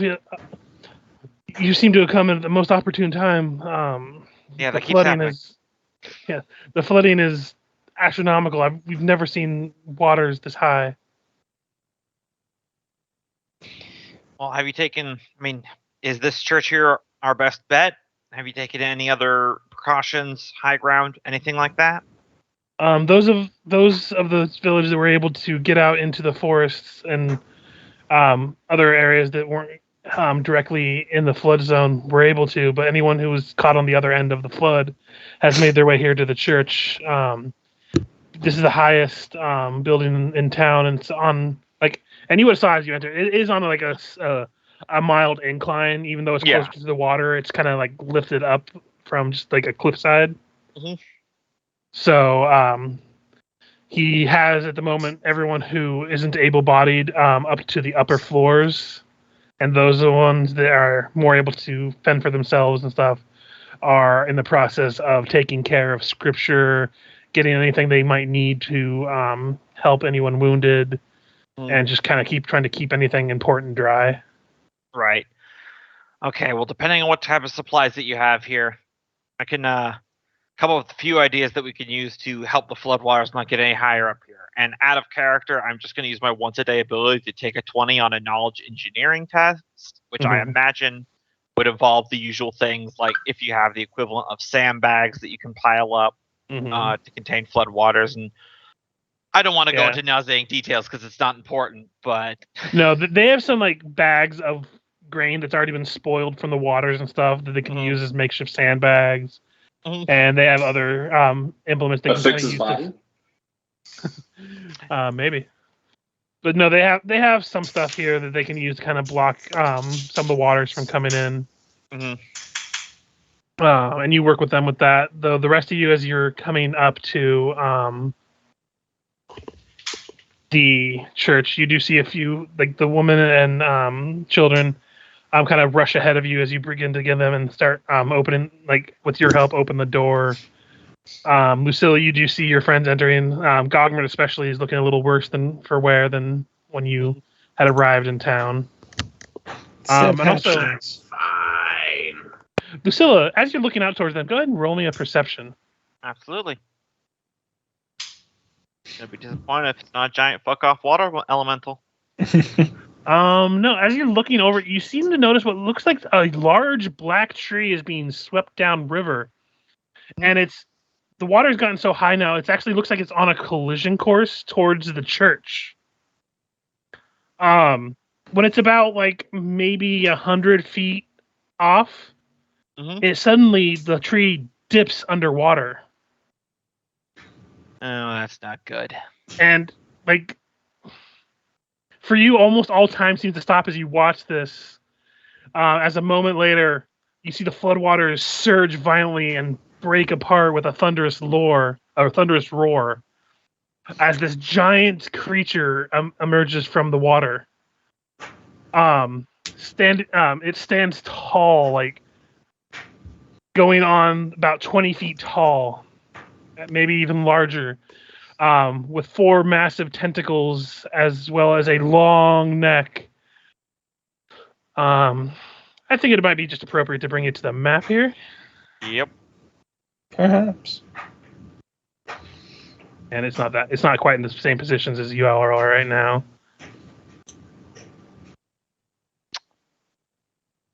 That feels like the thing I heard the legend about. You guys can position yourselves however you would wish. It is about here right now. We're going into a fucking monster gauntlet. Anyway, I'll watch from over here.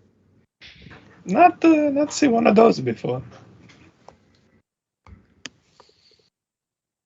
He looked mad. He does not look very happy, no.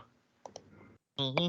And let's see, what's the Okay. actual size? Could we have used healing on the way back towards the church? Yeah, you could have taken some time to heal you guys up, each other up. Okay, I'm Yeah. gonna wear out the wand on everyone who's hurt. So yeah, this thing is anywhere between, like, going by the size chart, this thing is anything between 32 to 64 feet tall, and weighs anywhere from 16 to 125 tons. Nice. Could I turn it into my animal companion? It is gargantuan. Yep. I mean, I'd like to see you try. That'd be a Yes. fun little experience. Something I learned about 5th edition I didn't know until recently is gargantuan is anything 4x4 spaces or larger. Literally, once it hits gargantuan, its size is as big as the game master wants it to be. Mhm. Turn on that old dip-a-dip charm. Okay, bad news. Both of our wands are empty. Yeah, I kind of figure I wouldn't have had time to healing spell anyone myself since they just got here and I saw this thing. If we had time to heal, I'm just gonna pop both of my cure light wounds on myself and No worries. one, Yeah, I'm gonna stick some on wand too. 3. And everyone go ahead and feel free to do your initiatives. I don't think Shriek is in this, so I'm just going to remove him.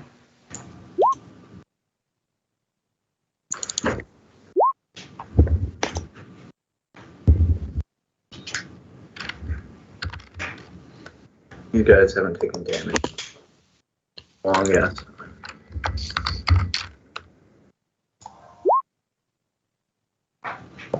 And yeah, as this arises, Lucilla, you don't see it, but you hear it. The rest of you see inside the church before you even see this creature. Everyone inside the church begins to lose their minds at this thing. Any sense of order and planning has gone out the window, as anyone who can see it is just screaming and running and hiding whatever they can do to get away from this thing. All right, seal the doors. We'll try to lead it off.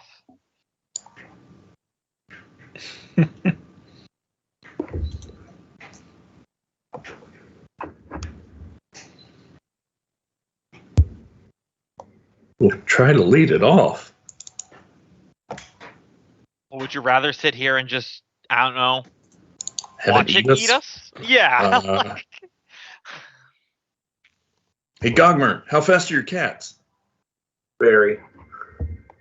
You think you'll chase them? I don't think so. That thing is massive. Is Those this cats- how deep is this water we're in now?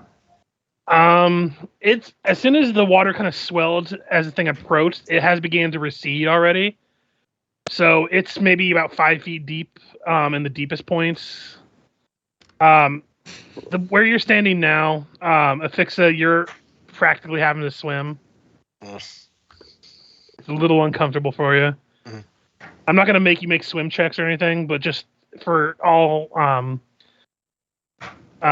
levity's sake, you're just gonna have difficult terrain when you're moving. Okay. Are we fighting this thing or are we fleeing from it? There's nowhere to flee. Out into the lake where it'll have even more terrain advantage. At least here we can get some dirt under our feet. All right. So everyone else, go ahead and roll your initiatives, by the way. Yeah, I'm not gonna let it get to this church full of civilians.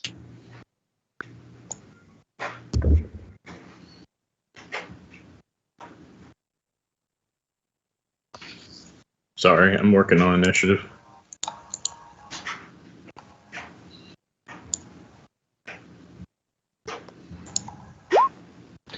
Also, what a way to initiate Affixa's new body is immediately try to come back to town. Floodwaters hit, has to fight these massive snakes, and now an even more massive snake monster.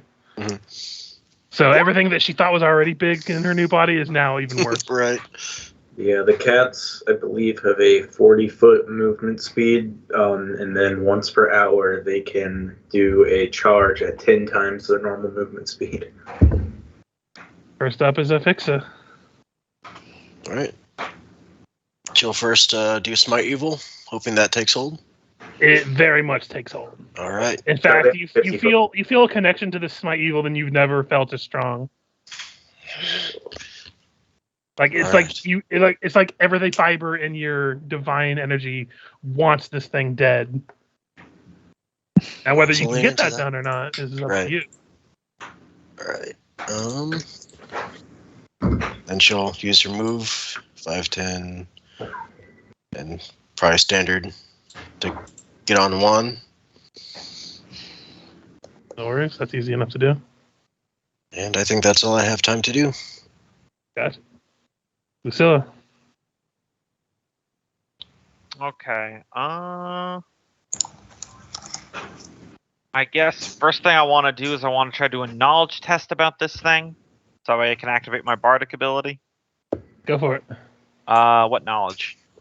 This would be. Let me see.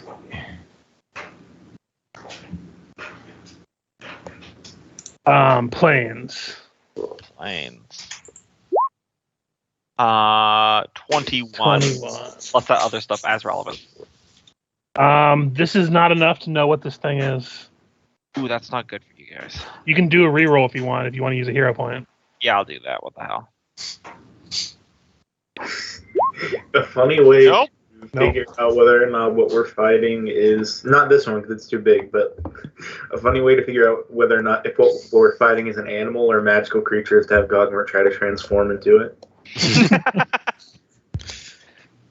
Yeah, unfortunately, you do not know what abomination this is. You know it's otherworldly just by the nature of the roll, but you don't know any of its like abilities of any kind. You assume just by the stories you heard that it's the Black Maga. Yep. But even that you can't be 100% on. Well, sorry guys, I can't use my bardic inspiration in this fight. Then. It's clearly green. All right. I guess the best I can do is this looks like a slightly drier patch of high ground. Yeah. Okay. Gonna try to dash. So let's see. This will be difficult terrain for you right here. Right. So dash is times 4 your. No, I'm wearing light armor. So it would. I don't think you can do it through difficult terrain anyway. Okay, so it's double move then. Yeah. So a single move really, since it's difficult terrain. Yeah. That's all I got. Don't you have 25 feet movement? Nope, that is 5th edition. Okay. Pathfinder is 20 feet for small characters. Gotcha. They were Emmanuel. More generous in 5th edition. All right, he is going to.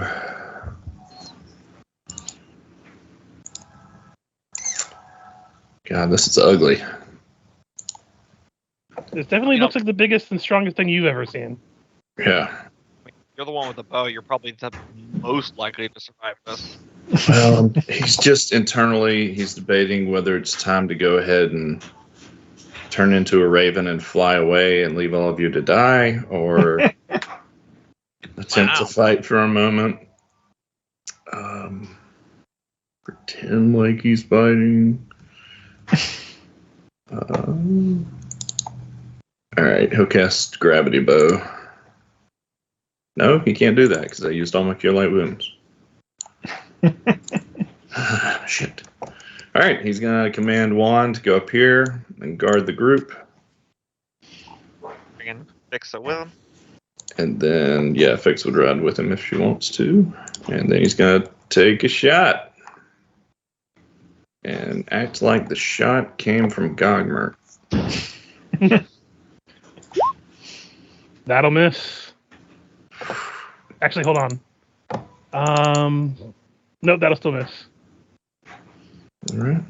Because technically you're flat-footed before you act in an initiative, but it's still a miss.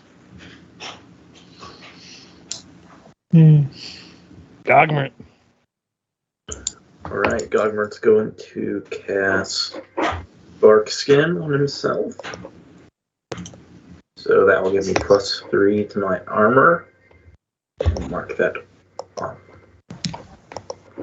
And then he is going to, let me see which one of these has the... Oh, retroactively, can I activate Wand Smite? Yeah. Okay. He's gonna come over here and hop on top of Tangletooth. But Easy enough to that do. is all I'm doing for my turn. Got it. Wait, he's riding Tangletooth? Yeah, it's a Pro- medium probably creature. bet- He's small. Probably better for a small creature during this water. I love it. One of them always carries my stuff. One of them always has a saddle on. I just don't think I've ever seen you ride him. Or never thought about it. Well, I'm gonna upcast Black Tentacles, say right here. Gotcha. Go ahead and make the outline, and I believe it's a reflex save, correct? It's a grapple attempt by the spell. Gotcha. So That is not a grapple success. Mhm. Yeah, the riding the Tangletooth thing occurred to me as well, but I'm like, you know what? I don't think Lucilla would hop on one of Gargor's cats. Not willingly. She's seen what those things can do to people. Okay, so this thing is going to get close. Yeah, Fix and is then such for an my animal move, person. I was gonna try and pour it up to the roof of the church at like the steeple angle. Yeah, that'll be easy enough to do. The beak. I don't know. Would that provoke from Juan? Let's see. Yeah, it'll provoke. Not from a fixa, but from one. Just the angle that he was coming in. Okay. No, I guess it would be from a fixa too, because technically they share the same space when they're being ridden.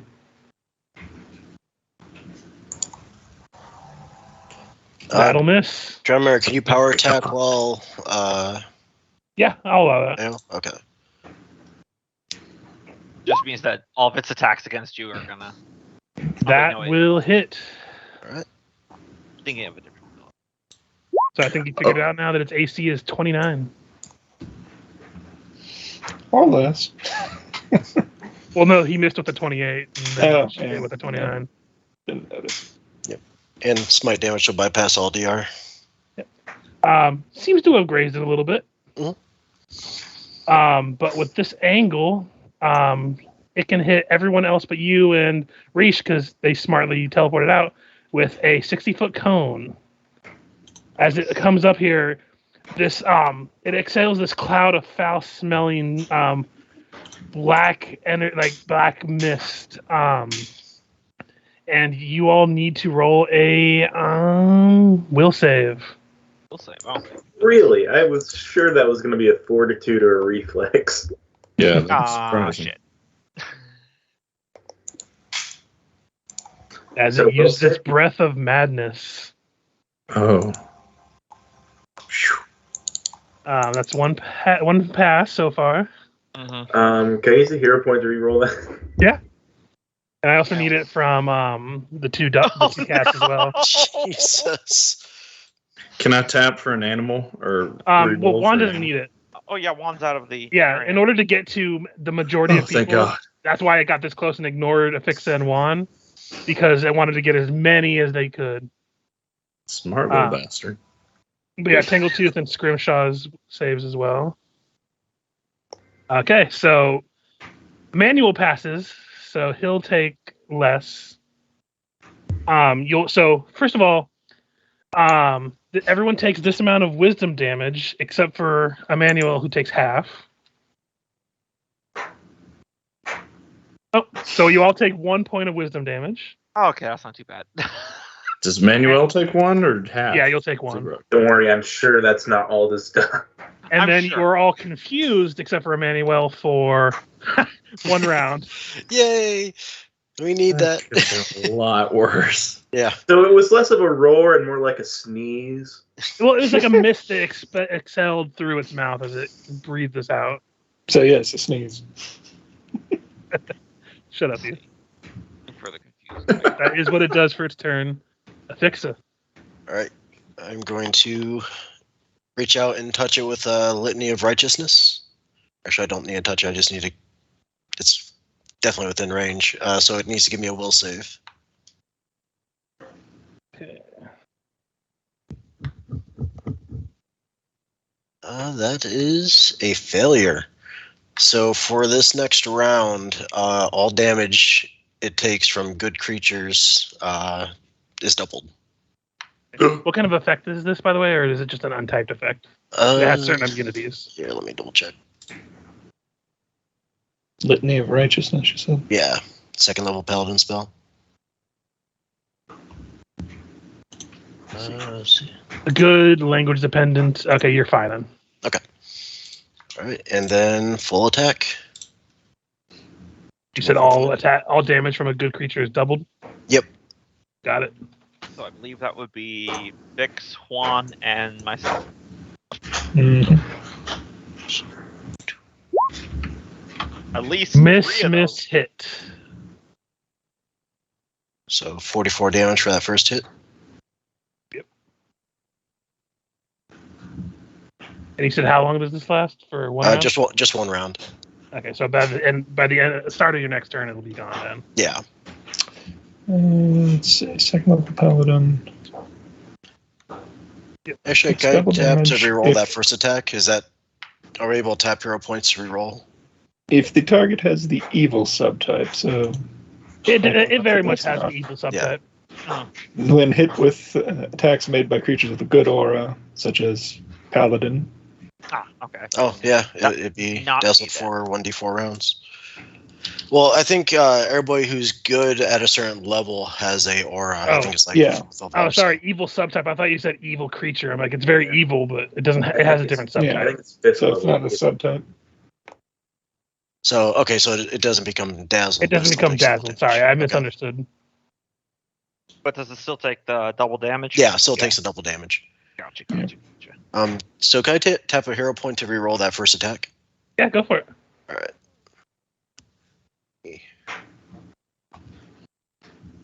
Oof. Ooh, That's a good one. that's a good reroll. Yeah, 39 doubled So to 80. Basically, like 78. 78, yeah. 78. Oh, yeah, it took notice of you there. Yeah, you did over 100 damage in one. You're just like, hey, notice me, senpai. I'm over here. How many times are we going to That go really through the decides what it's paladin? going to do next turn. Mhm. So- Now I need to roll to see what I do for my confusion. Yep. 1d100, I think. That'd be hilarious if we just start going through that reincarnation druid, but with a fix up. Yeah. Fix beat you to it. 72. So Deal 1d8 points of damage plus strength modifier to self. Okay, so good news is my strength is not good. So 8. 1. You do 1 point of damage to yourself. You smack yourself. I Over the stubbed my head. toe on a rock underwater. What was that smell? But that will be your turn, unfortunately. Yep. Emmanuel. All right. Juan is going to. And Emmanuel also failed, didn't he? No. He's the only one who He's the only- passed. He's the only one that passed, yeah. Yeah, Juan's gonna attack. Juan will hit and It- miss This and one will not good? grapple. Juan is a celestial creature currently smiting it. Yes. So I will count yes. that as double, yes. It doesn't grapple it, unfortunately, but it does do double that 29 points, so. 58. That'll work. It's definitely showing some heavy damage from these sudden inflicted good aligned attacks here. And he'll use Broken Wing Gambit doing that, so he looks very susceptible to being counterattacked. I think its attention's pretty much on a fix at this point. I was just saying, you did say every fiber of her being wanted it dead, and you had no idea how tightly wound she was. She really needed to let off some stress. Mhm. And then Blood for the Empire. And he's going to 5-foot step up to here, so he's within 30-foot range. I have a sneaking suspicion the cats aren't going to be able Fighter to. strike. Miss. Yes. That sucks. So I need Move action. Give +2. Give combat advice to Afixa. Hey, you on top of one. Remember, hit it in the chin. Then covering fire to the two of them. So +2 to AC and +2 to your first attack for Afixa. +2 to AC? Alright. Okay, Gogmer, I need you to make 3 D100 rolls. Mm-hmm. I'll just go in order of the tokens. So Scrimshaw would be first, Gogmer, then Tangletooth. Get 3. Attacks the nearest creature for Scrimshaw, which would be Emmanuel. Mm-hmm. Thinks he's a fish. You do nothing but babble incoherently as Gogmer. And the other one deals 1d8 points of damage plus strength modifier to self. Emmanuel's the biggest goldfish it's ever seen. So go ahead and make an attack from Scrimshaw to Emmanuel. As he never saw it coming. Sudden but inevitable betrayal. Mm-hmm.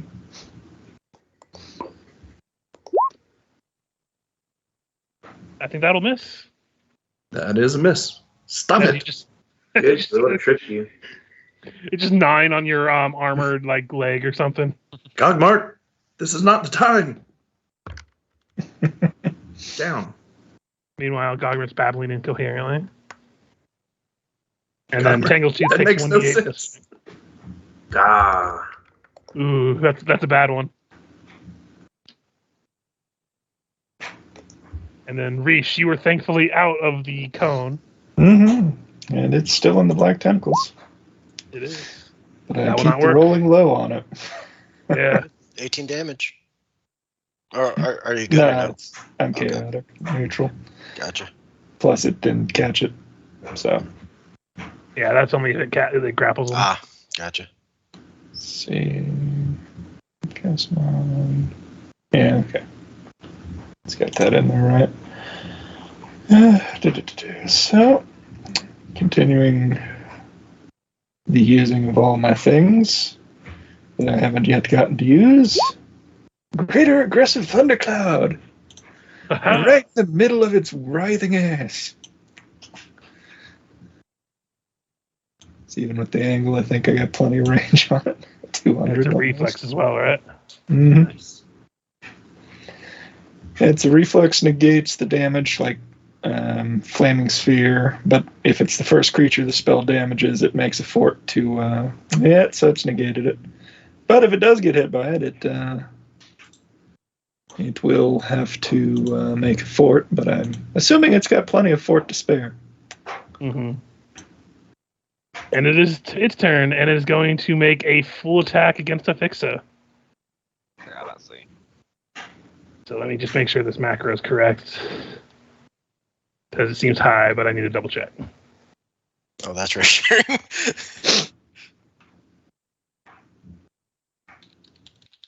No, that's correct. So first is the bite. 36 to hit. That'll hit. Go ahead and give me a will save after you take the 24 points of damage. 1. Could you absorb some of that? 27. You manage to resist the energy drain. But it now has 4 tentacles it's going to slap you with.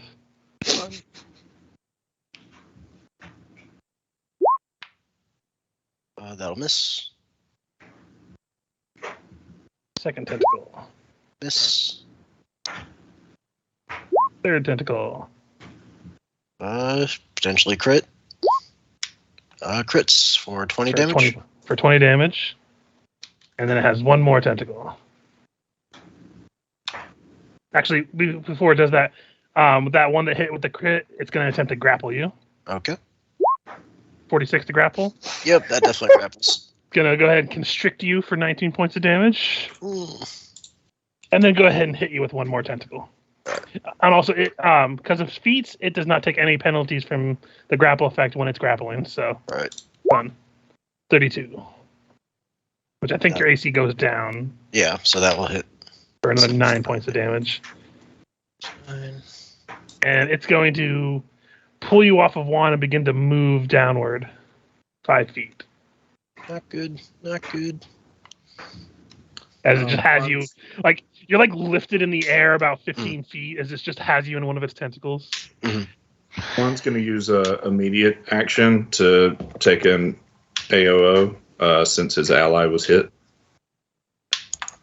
So it wants to take an AOO on Juan? Yep. Yeah, it'll bite him. No, I mean Juan wants to make an AOO. Oh, okay. Well, he did a 5-foot movement, not a full movement. It's a skirmisher trick. It's an immediate action when an ally adjacent to him is hit. He can make an attack as an AOO. Gotcha. Sorry, I misunderstood. Yeah, no problem. I had totally forgotten for 8 levels that I had these. That will hit. All right. 29 points of damage. And potential grapple.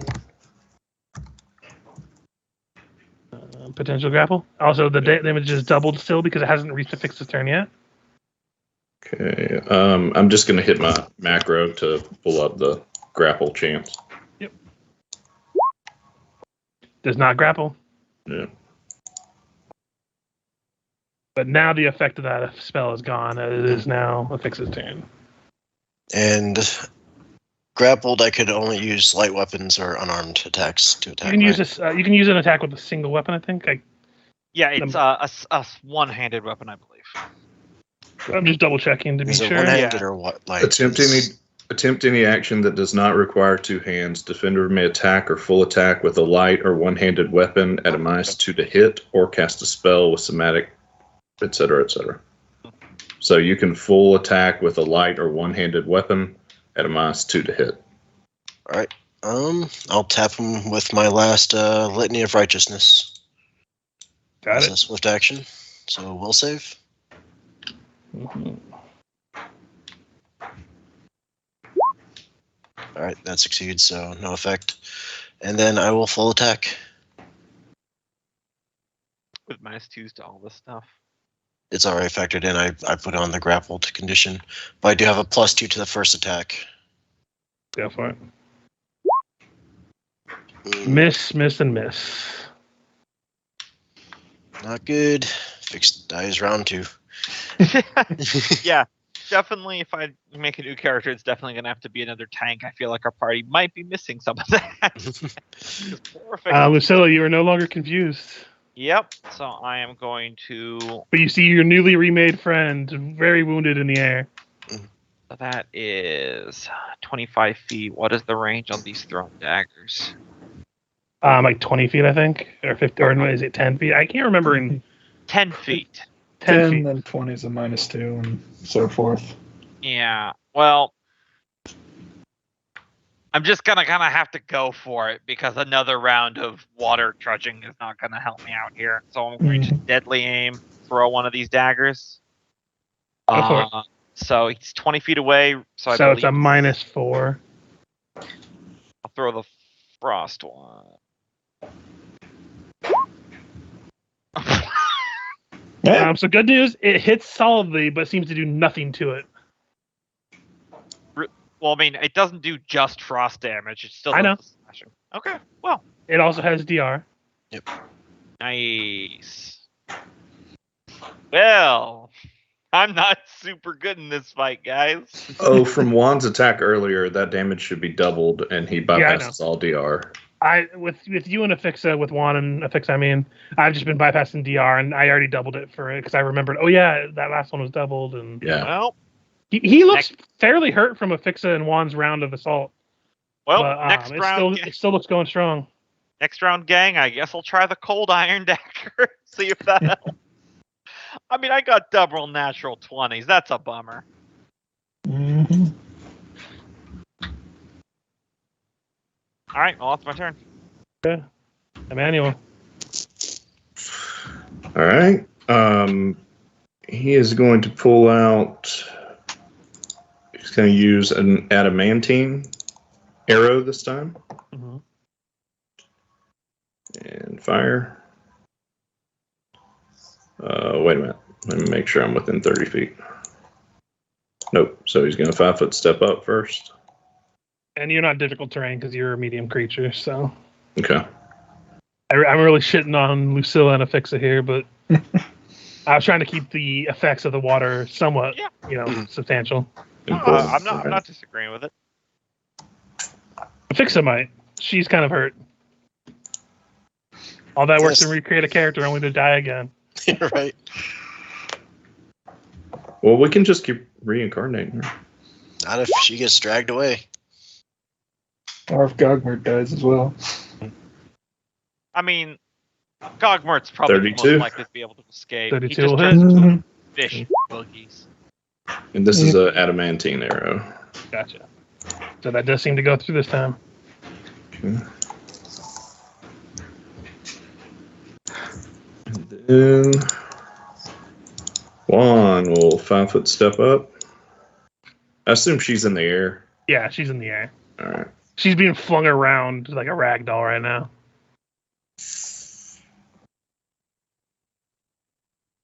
Like, to the size difference alone, you can barely see Afixa wrapped around a tentacle.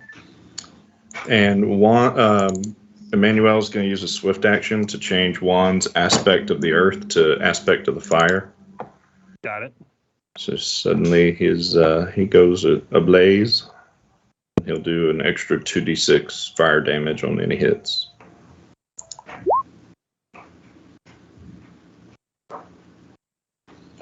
Hit, miss, and not grapple.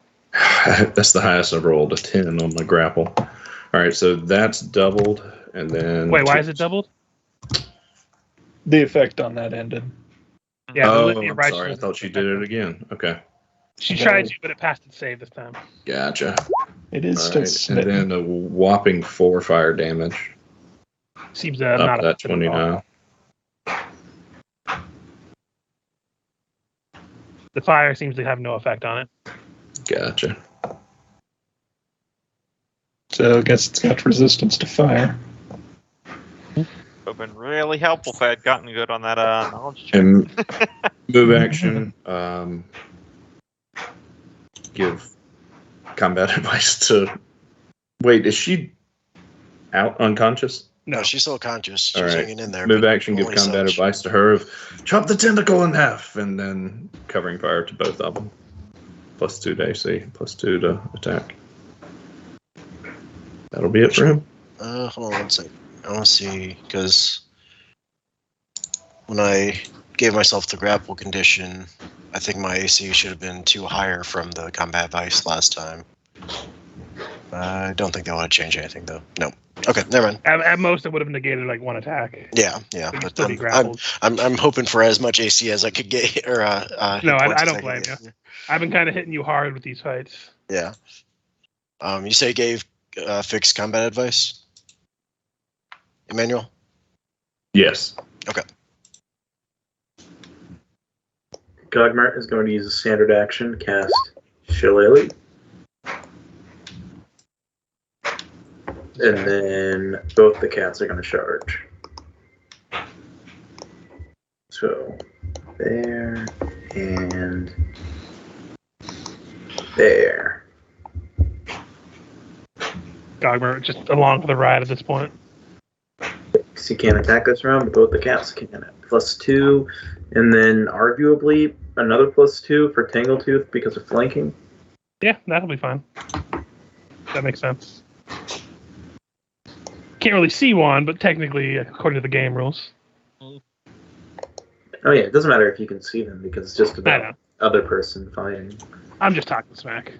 All right, That's all I so can do while I watch you guys die against this thing. Right. fight. Goodness. Okay, and Tangletooth. Let me get +4.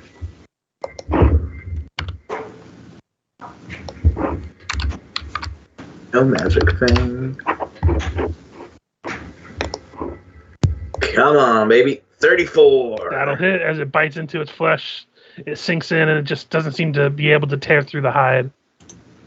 They trip him, right? You can try. I mean, hey, if you're gonna let me try, why not? 16 trips this time. It doesn't seem like this thing could be tripped. Oh, you're kidding me. Yeah, at least it was a free attempt. I mean, it's apparently a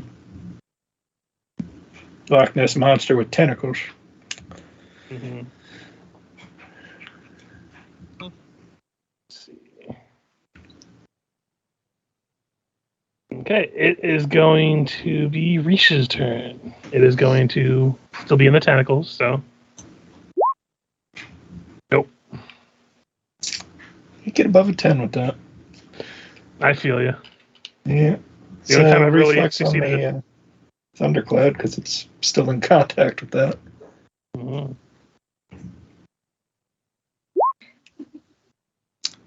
18 just makes it, yeah. Well, I'm going to upcast the DC on Lightning Bolt. So 20 reflex for half of the 29. I think it fails. Mm-hmm. So 29 damage at least. It seems to take... Well, maybe not. Go ahead and make me a spell penetration roll.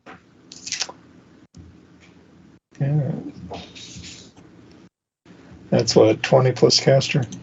Yes, unless you have the spell pen piece.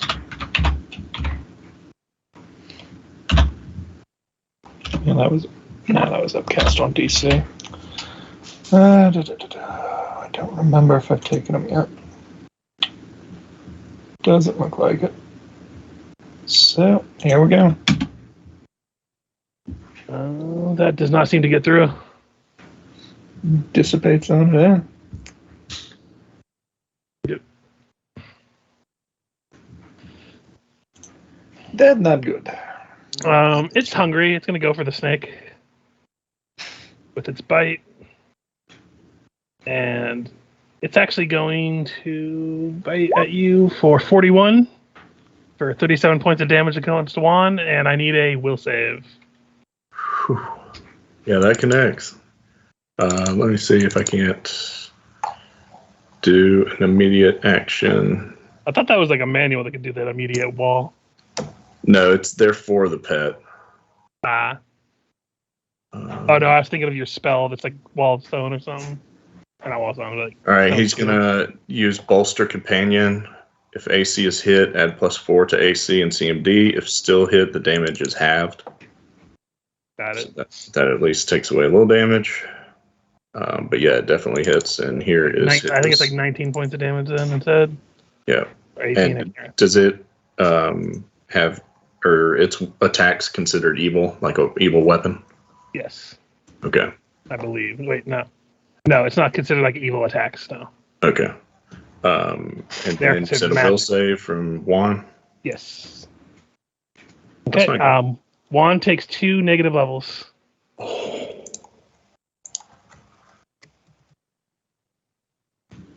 Okay, what is that? Is that in the conditions? Yes, it is. It's actually the only one that has like a breakdown of like how many. Energy drained, so do 2. Yep. It's quite substantial what it does.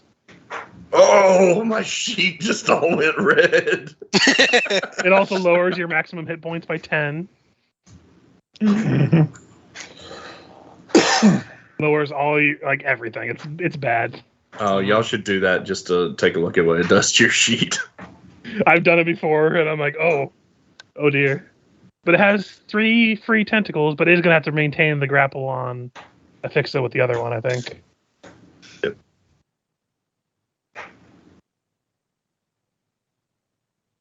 Grapple attempts. Well, that definitely grapples. So she takes another 20 points of damage. If that knocks you unconscious, Affixa, he is going to drop you. Yes, that would knock me unconscious. Okay, so he drops you, and you'll take another d6 of fall damage. Is it when would Heroic Defiance apply. Let me see. Hero's Defiance. You're reduced to 0 or fewer. I can expend a lay on hands and stay up.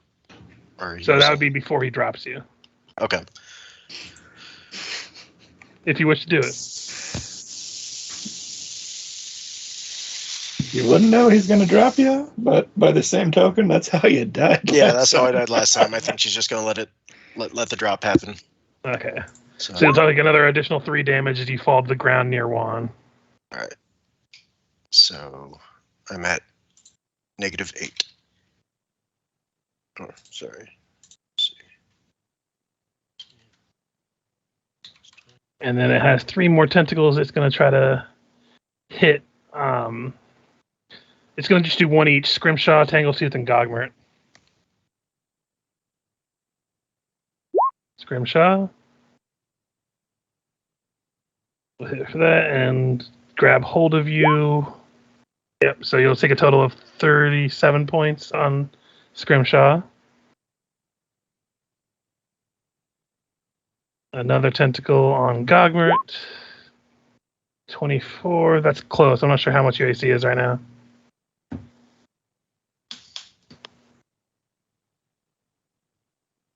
Michael? It barely hits. Okay, so it's going to try to grapple you now. Yep, so you'll take a total of 26. And the last one against Tangletooth, of course.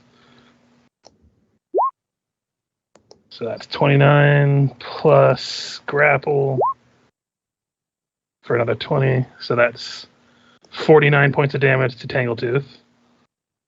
Which I think that just kills Tangletooth. Yeah. I mean, if anyone was to die, I think Tangletooth is the one we would want to place. He's got 6 health left.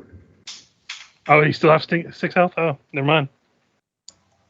My point still stands. He knows what he did. Now I'm curious what Tangletooth did to affect Lucilla so much. Death save by Afixa. Is that just a con? I believe so. Not enough. But you're stabilized, I think. I think it's just Oh, is your it? number. Like the number you're down, I think, isn't it? I thought it was 10 plus the negative. Yep. I can never remember this. Let's see. You think I do with know- this happening as much as it does, but I think it's like with Pathfinder, people just die so fast when they get down to 0. Well, it's because any amount of damage on top of this. DC 10 Constitution check, penalty by the negative hit point. So yeah, so you do lose another hit point. Yeah, so long as you're not hit by anything else, you actually die pretty slowly. I was messing around with a fighter build earlier, and it's basically like if you have a massive point of hit points and you don't keep getting caught in AOs, you can lay there and bleed out for like a long time. And isn't there like a die hard feat or something that lets you like have like Still- double your con for when you're unconscious? Yeah, the 2 fighter builds I have, if Lucilla dies here, one of them I jokingly called it the unkillable, but it's literally killable, but it takes so much to put the motherfucker down. Like literally you would put him to 0 and then he would get 1 hit point and then you'd kill him again and he'd just keep going through Die Hard and he wouldn't lose any actions at all. Come back here. I just chopped your leg off. It's only a flesh wound. Pretty much. It was just like, it effectively, because of all the feats I got, and it was like a toughened fighter, it would be, you would effectively have to kill his entire health pool twice before he dies. I like it. Lucilla. I mean, I even if I'm running, I can't get over to Fixa in time because the water. So all I can do is I can just keep piddle paddling forward. No, hold on. Because 10 feet and diagonals cost more for some reason. Okay. It's just the way Pathfinder works with their diagonals. Yeah. So would that space there be considered it? Yeah. Okay. So I will continue deadly aim, but I will throw my cold iron dagger this time. Or adamantine. Or yeah, no, it is cold iron. I got a lot of weapons on my sheet. I'm like the That will Batman. provoke an attack of opportunity that it will take. Well, I'll do what I can.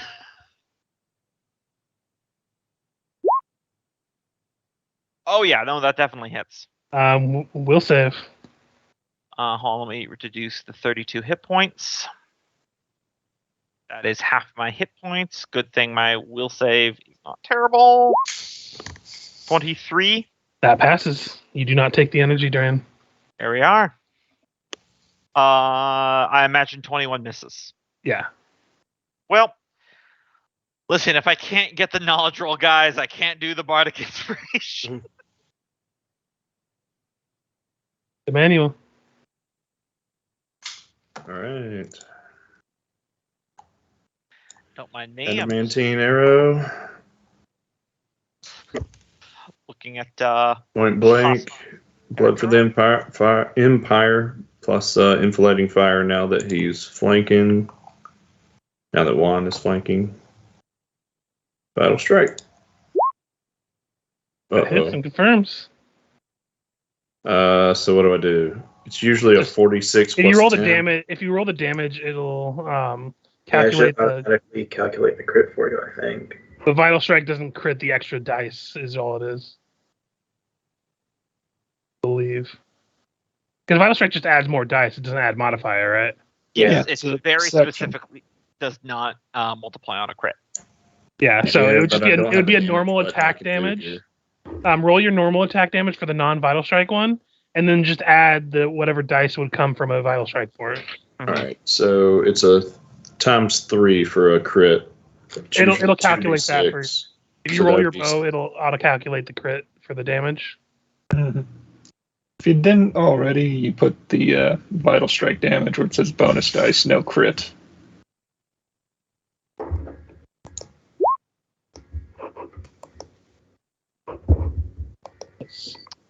Yeah, it's actually easier to set up on this sheet than the old macro way I did it. Let's see, vital strike. Is this the one with there it is. So 2d6 of that comes from vital strike, right? Of the 4d6 cope. Yep.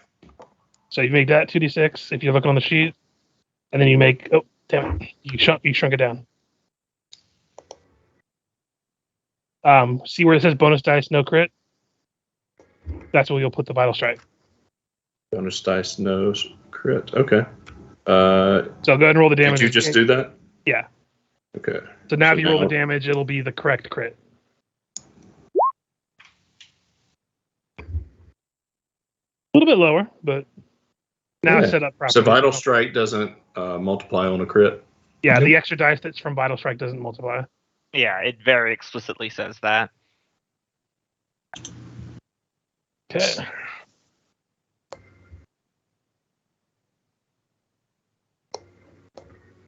And then I have to believe you still have Juan able to do something. So that 51 was adamantine arrow, and then Juan will full attack. When this fight is over, I'll tell you guys the massive amount of HP this thing has. I'm certain. Oh, I forgot Juan's an invalid now. I mean, that first attack does go 35 should through. hit though. Yeah. For 31 points of damage. Is 36 Ooh, this- grapple? It does not. Okay, and should I even roll the fire damage? No. Okay. I'm going Um, to use a swift action to change it back to earth aspect from fire aspect. Gotcha. This thing is looking very, very hurt. Also, I'm guessing this thing specifically has a thing saying they can grapple more than one person. Yes. Okay, because if you just go by the rules, even if you have multiple arms, you can't grapple more than one Yeah, I person. know. Yeah. All right. First things first, it's probably the only thing that has a chance of hitting, is I'm going to Vital Strike Shillelagh. What did Shillelagh ever do to you? That's a good point. Why are you vital striking her? Oh, why did I roll another attack? I think I've got an attack check. Either way, describe how you kill this thing with Shillelagh. So it gets hit by the crit arrow, right? Mhm. And I'll just throw that damage in there. It gets hit by the crit arrow, and it reels back, and it causes the tentacle that's holding up Gogmert to swing near its head, and then Gogmert just lifts up and bonks him right between the eyes. Whatever's inside this thing's fucking brain case explodes all over and rains onto fucking Afixa's unconscious body down there. And it goes down, and when it hits, it creates just a massive splash across the ground as this massive form just collapses. And it lies there. Its blood is black and just kind of stains the ground in a dark, unhallowed blood as the fight is now over and you guys have killed the Black Maga. By the way, 350 hit points. That's I'm pretty generally- good. I'm generally I mean, surprised that one of us didn't die there. Yeah, I am too. Very close, though. Very close. As we all walk away talking about that, and the fix is just laying Fix it there just floats unconscious, away. drowning. I mean, I need to take a bio, but I am going to cast Cure Moderate Wounds on her as soon as I can get over. I don't need to No reincarnate worries. her again, right? No. I need to bio too, if that's Yeah. cool. And in fact, I need She'd still be unconscious, but she wouldn't be dying anymore. Yep. Yep, So- bio break is good for now. I might be a few minutes extra. I have to run to the office, which is going to take like 10 minutes to sign something. So I'll be back. No problem.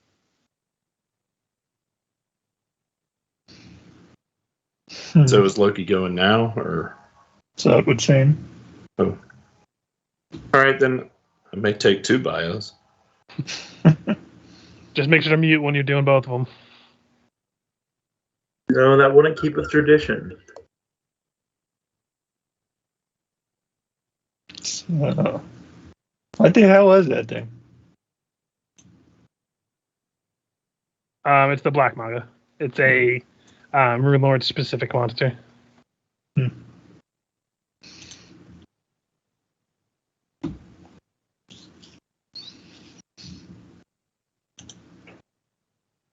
Yes.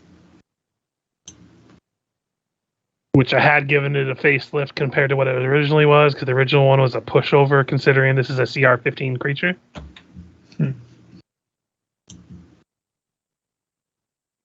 But I might have gone a little overboard there, but no one died, so all is well that ends well. It's despite all odds. I could have swore Tangletooth died there, but maybe the hit points on the sheet and the token were a little off. I'm curious what its resistances in DR was. I can tell you that since it's dead now, so it's no big deal. Mm-hmm. I mean, he was at full health. And so, Was he? Because he showed him lower than full health on the token. Okay. That's why I was Well, confused. he was at full health, and he has 51 hit points, and you did. Yeah, 49. that makes more sense then. When I saw him originally, it showed him still missing like 20 health, which is why I was confused. Yeah, then that would have probably killed him outright. Yeah. But So yeah, his he had acid, cold, fire, resist 20, Mhm. DR 15, cold iron, magic. Then her knives would have done something because they were magic. Huh? I think she's yeah. attuned to one of them at I least. thought if it has both, you have to have both, doesn't it? Did it say or? It says cold iron and magic. Then yeah, you gotta have both. But the one knife was cold iron. Yeah, that one just didn't hit. Yeah. It was also immune to death effects, mind affecting effects, polymorph, and petrification. It had constant invisibility purge, so no one tried to go invisible, so that didn't come up. It could also cast commune, demand, dimensional anchor, and its tentacles could go through into the ethereal or shadow plane. So if you tried to escape that method, it would just reach in there and grab you. I think we need to harvest this creature for everything. Oh, and it wasn't technically I should have had you roll when you went on the church, but I didn't do it. It has an effect against teleportation effects within 30 feet of it. If you fail a fortitude save, you're nauseated for 1d6 rounds. If it was only 30 feet, then But within if it's within 300 feet of it. Oh, 300. You said 30. I was like, I meant to say 300 feet of it. Sorry. oh, it's But again, I had forgotten to see that, so I didn't bring it up. I was like, okay, it's not a big deal. Yeah.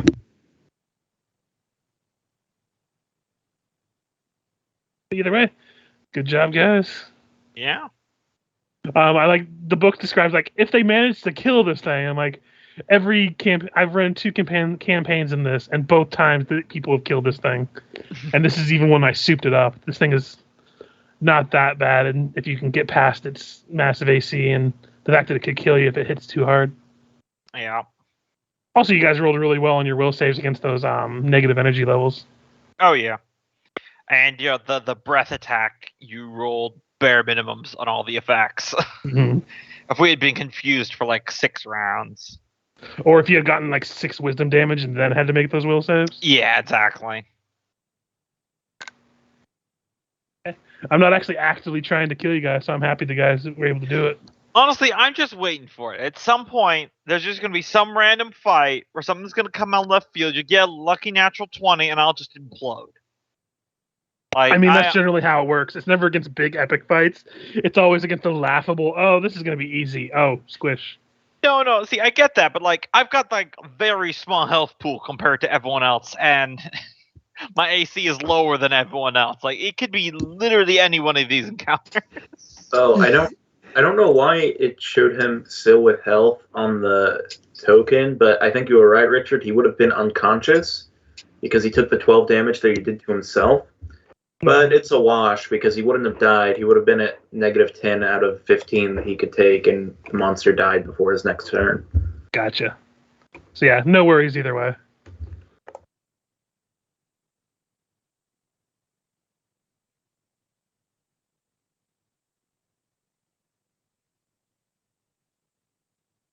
Besides, even if it did die, you have a backup bird if you could always rely on.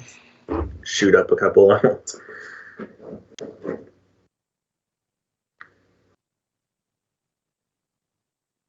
All of a sudden, you guys see the bird for the first time, and the entire time you've known Gogmert. That's not true. We've used him a couple times. Yeah. Yeah. First long-term visit with the bird.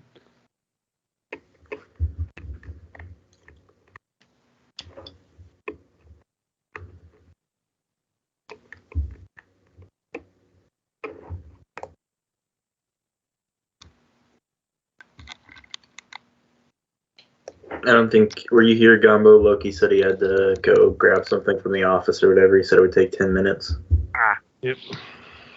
You know, there's some really dumb exotic weapons in Pathfinder. Why? Like, which ones are you talking about? Oh, just there's all kind. I'm just looking at some of them now. So what, like the double axe or whatever? Yeah, like the orcish double axe. Oh man, the orcs really got screwed on the natural weapon proficiency. Like, I would argue the butchering axe should be an orc weapon because its flavor text says it's created by orc smiths in the orc nation. So I feel like that should be an orc weapon, but it just doesn't have orc in the name. So also, if you're going to go by what orcs usually use, the scimitar is technically an orc weapon. Mm-hmm. Or not the scimitar, the falchion. Sorry.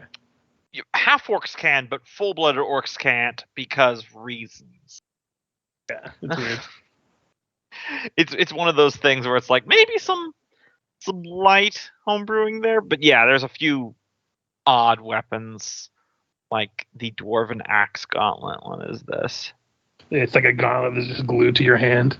Yeah, it does 1d8. Is that it has the you just can't be disarmed and shit. Yeah, but like, is that worth the feat slot for one weapon? If it was if you're a dwarf, weapon, you just can use it for free. So. Well, yeah, obviously, but I think that's the intent. It's not supposed to be a common weapon amongst other people. I guess, yeah. Like a very cultural weapon, I guess. The dwarves got tired of the goblins. Keep disarming them. Well, I imagine there's a lot of drow that use whips. So gotta have a weapon that can't be whipped off you.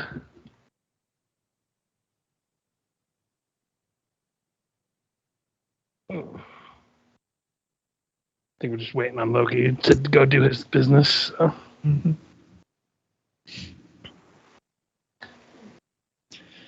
Although in reading Second Darkness to prep it, apparently the Drow are just myth at this point in the timeline. They've been spoken of, but probably haven't been seen in quite a long time. To the point where they're, a myth.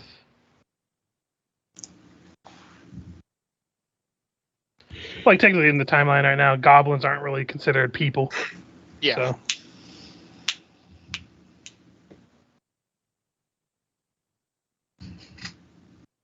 No, Yeah. I know the Goblin Legacy- civil rights movement in the between Pathfinder 1E and 2E.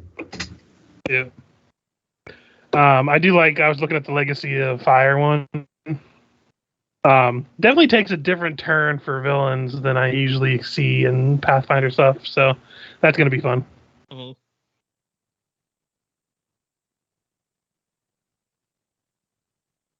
Yeah, it is fun to look at the APs and see what they choose to do for different villain characters. Because sometimes it's what you expect, sometimes it's not what you expect, and sometimes they have a really good villain, and then they just keep on going past that villain to something else. Yeah. The weirdest thing though with Legacy of Fire is it's in terms of AP, it's very lighthearted and fun focused rather than like heavy dark narration and stuff. Yeah. But one of the original creation choices you can make is like you could be a former slave, and like that's a common thing with that area. I'm like, I guess that's Arabian things for you.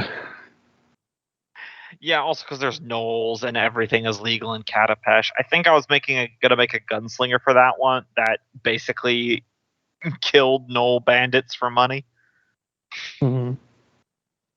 Like the trait says, maybe you have a personal grudge against gnolls. I'm like, I just think he's done it enough. He knows what he's doing. Not personal. Noel stole my sandwich once. Never did forgive that race. Well, time to genocide a people. Oh no, did I accidentally a war?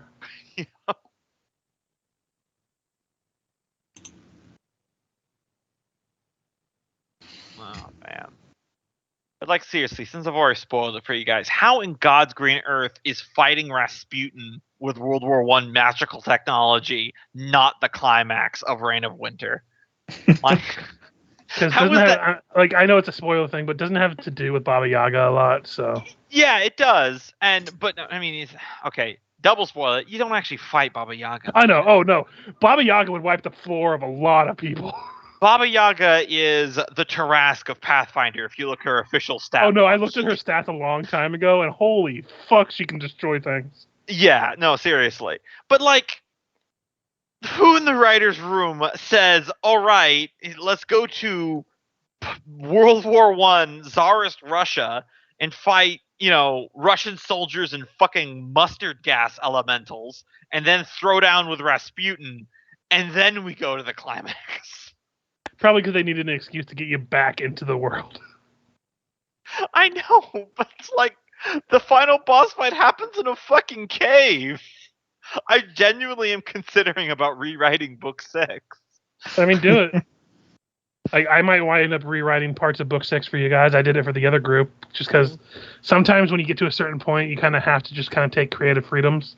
Yeah. Yeah, this one is purely just because it kind of feels like you, in Reign of Winter, it kind of just feels like you peaked early. Well, I already told you, like, they throw a fucking Wendigo encounter out of fucking nowhere in book 6 to the point where you should be all in on the story, but all of a sudden, hey, look at Wendigo, you're supposed to be afraid of it, even though any group with their salt has magics that can counteract pretty much anything it does. I don't know. It just seems like a weird choice for that point. Yeah, and it's not like it's like a ubiquitous Pazio thing, because like Skull and Shackles and Carrion Crown don't have that problem. They're pretty consistent all the way through. I was going to say Giant Slayer.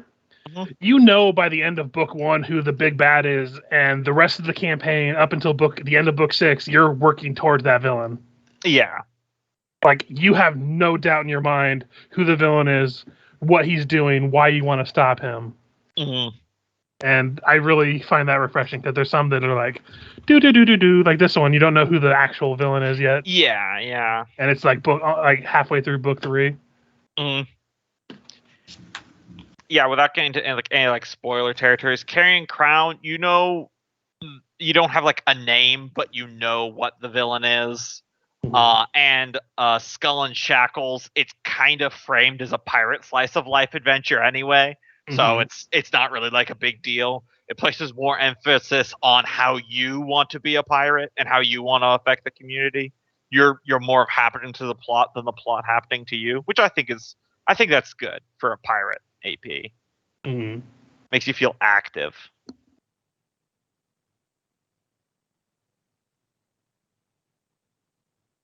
Yeah, in terms of I haven't read much of Return of the Runelords, but I know of the trilogy so far that I've read. I read a little bit of Shattered Star.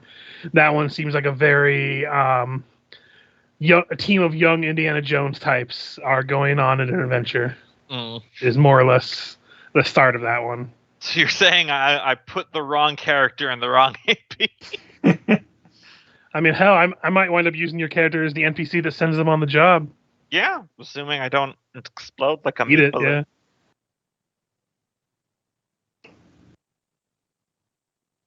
But yeah, if that does happen, I'm definitely going to make more of a tanky character because I think the party might need that. Poor Fixa keeps getting this shit kicked out of her in every big encounter now. I mean, that is the price you pay. I mean, an upfront person. Oh yeah, no, absolutely. But two upfront people, you can split the load. Yeah, we're hitting the point where you have to have really invested in AC for it to be worth anything. I mean, granted, when a Fixa powers up fully, she's going to be next to impossible to hit. But it's those in between times. The DPS is very high.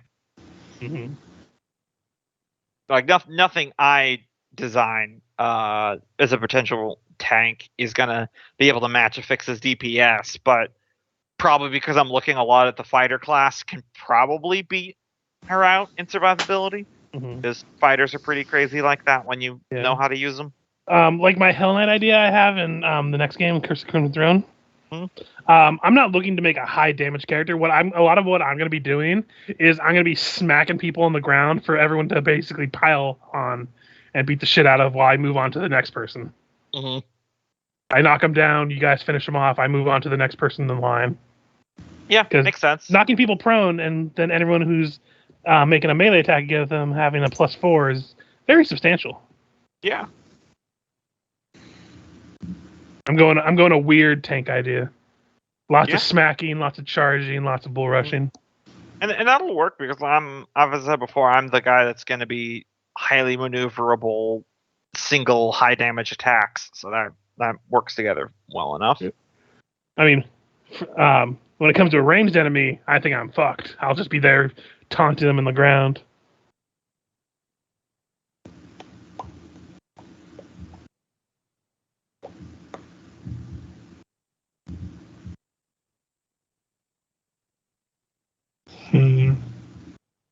It's like, what was it? When Nasarima, before she had flight, if we were fighting something that was flying, her best bet of hitting something, it was to stand next to the archer when they tried to dive bomb the archer and smacking the thing that came up to him. Yes. Richard, if you're doing a charge build, there's I think dragon style. There's a style feat that helps you. Oh, I already have a style I'm going. All right. Well, this one helps you from getting shut down from like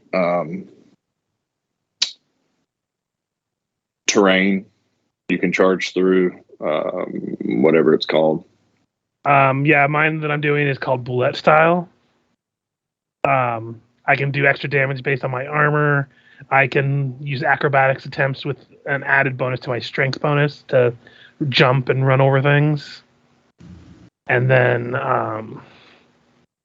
I just gain a general bonus to overrunning people. Well, if you don't have a way to get through difficult terrain, that style might be worth looking at because you can't charge through. I also think it'll stop you from getting shut down because you cannot charge through your allies unless you have it. Yep. That's another good point. If you're in a party, it's good to have it in case you want to. I always forget about that, not being able to charge through allies. I'm going to get like that one style does it. I think it's dragon. What is it? Do you know, Michael? Is it dragon style? I'm pretty sure it's dragon style. Yeah. Well, I might wind up making an ineffectual character then, but I won't have enough feats to choose dragon style stuff until like late in the game. So. Yeah, I would say stick with it. I mean, Oh no, I'm still gonna stick with the way I'm going. Yeah, But I'm gonna get like a climbing speed and lots of acrobatics pretty early on, so I'm gonna be like Spider-Maning off of walls and stuff. So I won't be in your way. Late game stuff. You multi-class one level into Master of Many Styles Monk, okay, just so you can do the 2 stances at one time. There's a weapon mastery feed for that. Is there? And I might do that anyway, but until I get to a certain point, until I get into the Hell Knight prestige and stuff, my feats and stuff are pretty limited. So. Mm-hmm. Aren't you a fighter? Until I get to Hell Knight, and then I don't get all those bonus feats from a fighter.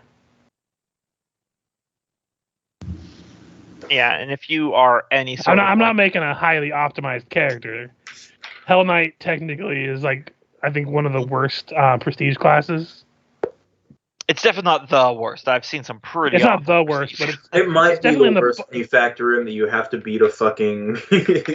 I have to beat a demon or a devil to become it. And it has to be a devil of equal hit die to me. What happens if you don't beat it? I die. Knights, they're like, we could wind up getting to the point where I can make this challenge, which will be like level 4 or 5 or something, and then I could just die during the practice, and I have to make a new character.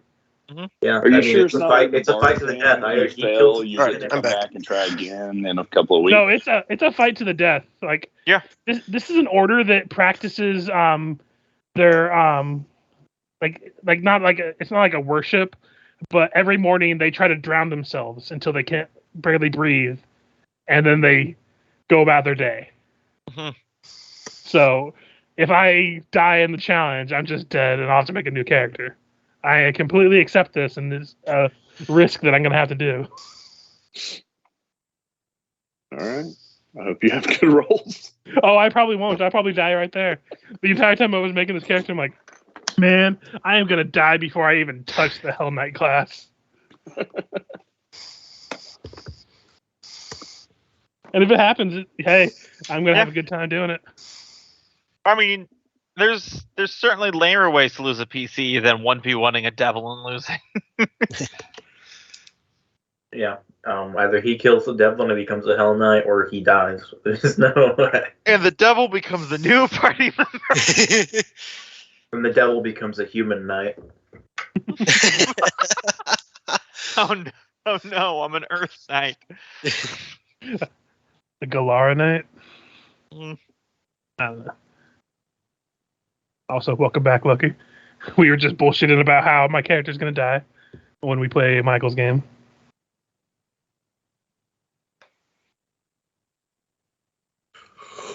Is everyone back? I think so. Yep. Okay. So the dust settles as you have now dispatched the Black Maga. The air is still and quiet before you see behind you the church's doors open as like you see like people like applauding your victory at the same time as trying to mush you in, be like, please come in, there's still waters, and trying to urge you to come in so they can shut the damn door. Yeah, I am wading through this water to get over to Afixa's hopefully floating face up body. Yes, I didn't drown her in the interim. I'm just like, stop applauding and get to high ground.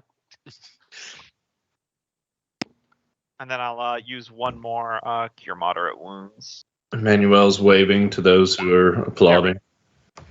There we go. Another 19 on top of the 4 I already, on top of the 8 I already gave Afixa. So that should probably get her back up to 1.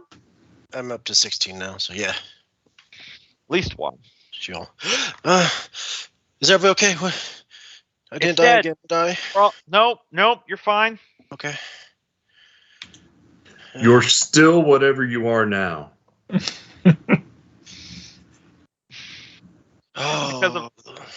because Affix is just like floating there on the water, and I'm just barely touching the ground. I'm literally just like pulling her over the surface of the water towards the door. Just Everything hurts. even with my 8 strength, she's floating and she's super light. I think I could do that. Mm-hmm. And you're able to. Everyone's able to get into the church, and the door can be shut. So while it's damp, you're not like knee deep in water or anything. Mm. But you're kind of left in here to just listen to the rain outside at the moment. Well, once inside, Fix is going to pump out a few channel heals just to Go get for it. herself up and everybody else. So first one Nice. and second one. So everybody gets 43 hit points. I imagine that everyone has time to get their animals and any wounded in the church all kind of group up, which is an odd sight to see. Is a bunch of old townsfolk and kids kind of circle around a short, deep gnome. Then Totally not Really- a cult look. right, then the burst of divine light washes over them. Mm-hmm. Hmm. Does lesser restoration take away negative levels? It can, but I think there's a roll. I'm looking at right now. So I'm going to cast that on. I know it removes ability damage. Mm-hmm. Restoration, restore greater permanent restoration, frame. I think. Yeah. All right. I only have lesser. Yeah, I forget which it was for Manfred that I could spend 1 key point and instantly cast on myself in order to remove all ability damage. Regular restoration. Yeah. does that. Regular restoration. Yeah, Just and each day you get a new save to try to get rid of the negative levels. Otherwise, they become permanent. Okay. So next morning, you're going to have a very important roll to make. And I will say, this time I'm not allowing the animal companion re-roll from the hero point. Okay. I was doing that before because it directly involved a player. And I didn't want Gogmer to die after I just nearly kill him every time we have a fight.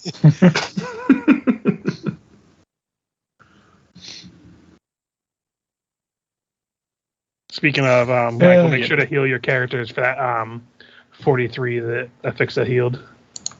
On the other end of things, he does go charging headlong into combat, so I mean, that's just a Michael thing. he's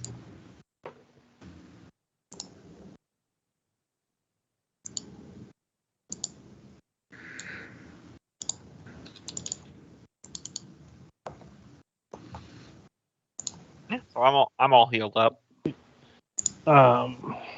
Yeah, as you're kind of like taking some time to heal and everything, you're kind of listening in to the townsfolk, and it's a small town. There's people gossiping even in the worst of circumstances, and the villagers do seem to be discussing the flood, and they all kind of recognize the Black Maga from local legend. And like are talking about like I thought it was in the Storval Deep. I've never heard of it in the Skull River. And you hear some people talk fearfully that maybe the dam's bursting and that's what's causing the flood. Maybe the rains did something to it. Where's this dam? It's all the way to the top of Skull River, near the Storval Deep. It's past Fort Rannoch, I believe. Is there an engineer amongst you? Nothing for that. Anything that advanced. It's a dam that's been around since as long as I've been around. No one here has ever had to work on it. It's just always done its own thing.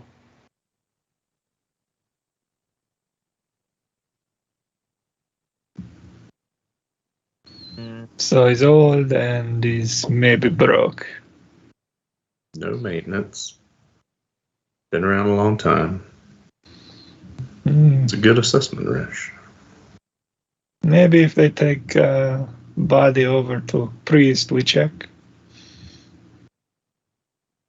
Oh Maybe- shit, that's right. I left to fix his old body outside. You did what? Fix immediately takes off for it.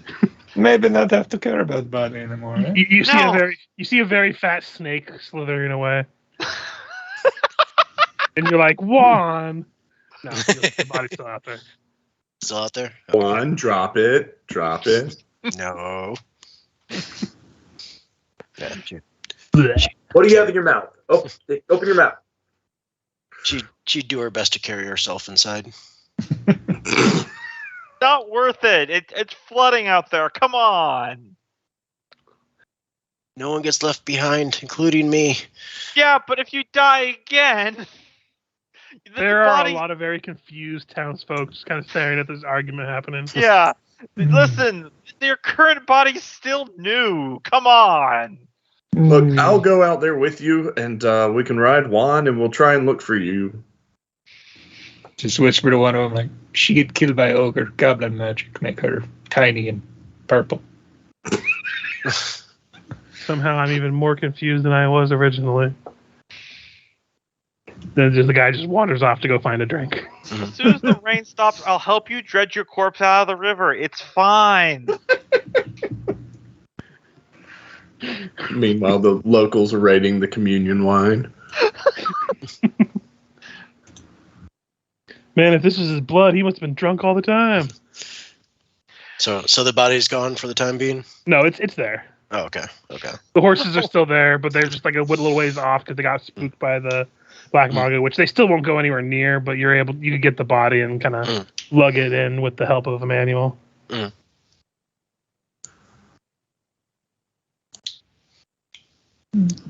She just kind of tuck it off to one of the corners and just kind of sit next to it and just contemplate the past 24 hours. What is life? I died, but I'm still alive. So is it still what I thought it was? Fix, this can't be healthy. Maybe you should come over here and talk to the father of Aristeel. She begrudgingly pulls herself up and wanders over. Yep. Mayor Shreed is still kind of like talking through some townsfolk and stuff, but when you all approach, he's like, I cannot believe that you were able to defeat such a beast. You have my profound gratitude. Who knows what he would have done if he had gotten to this church. Well, I'm very happy to have been here to protect you all. Again, the name is Emmanuel Depardieu from Malthun, and my companions and I are happy we showed up in the nick of time. In the meantime, she needs some help from someone with your wisdom, and I'm sure Lucilla can get the townsfolk organized. If you could help my friend here. Her name is Afixa. Still So Afixa. it's still Afixa. Still Afixa, she says. She was just recently reincarnated. Oh, Still coming to terms with it. Yeah, you remember last time we were here, right? mm-hmm. You remember the Aesmar one, the one with the cat eyes? Oh, she is she? Yeah, this is her right here. But she's also over there. I'd be a little bit more alarmed, but having been so close to Feylands, this isn't the first time it's happened, though this is the first time it's happened on purpose, I should say. It was on purpose, yes? Oh, yeah. I mean, the reincarnation part. Yes, that's the part I mean. Yeah, no, that's... The death very much wasn't on purpose.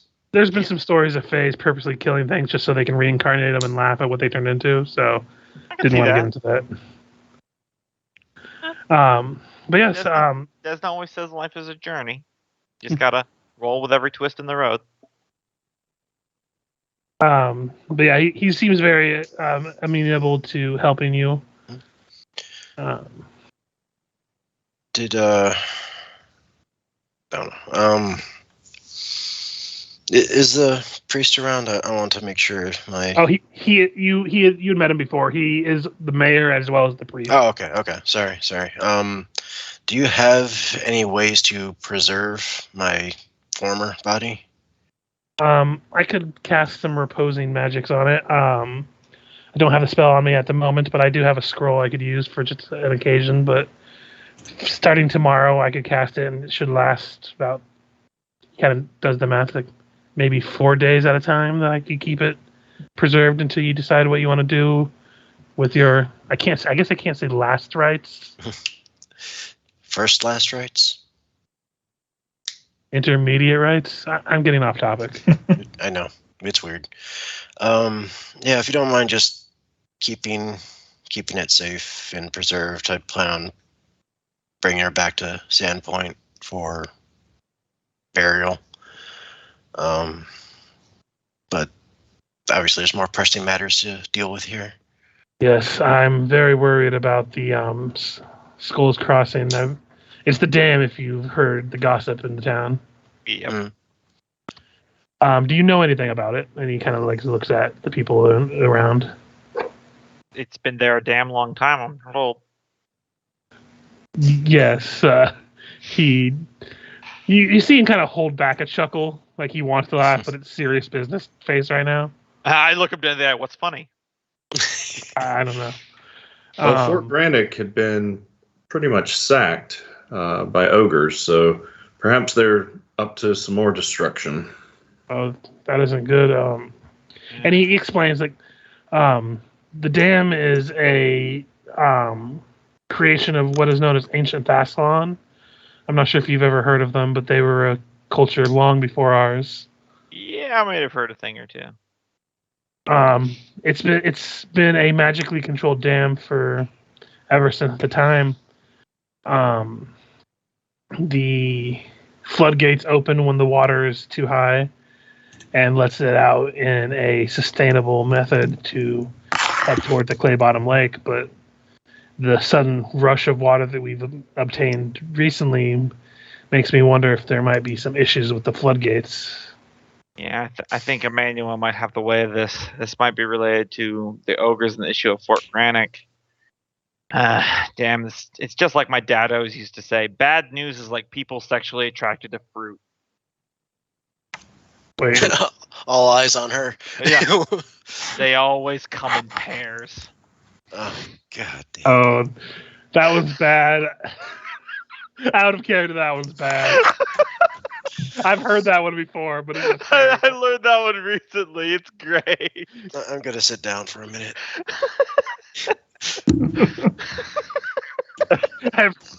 Everyone is like, nope, the flooding was bad, but this is worse. Emmanuel doesn't I'm gonna go back understand into the again. water now. I belong with the fish. Fixa crawls inside her old dead body like a tauntaun. I don't want to live here anymore.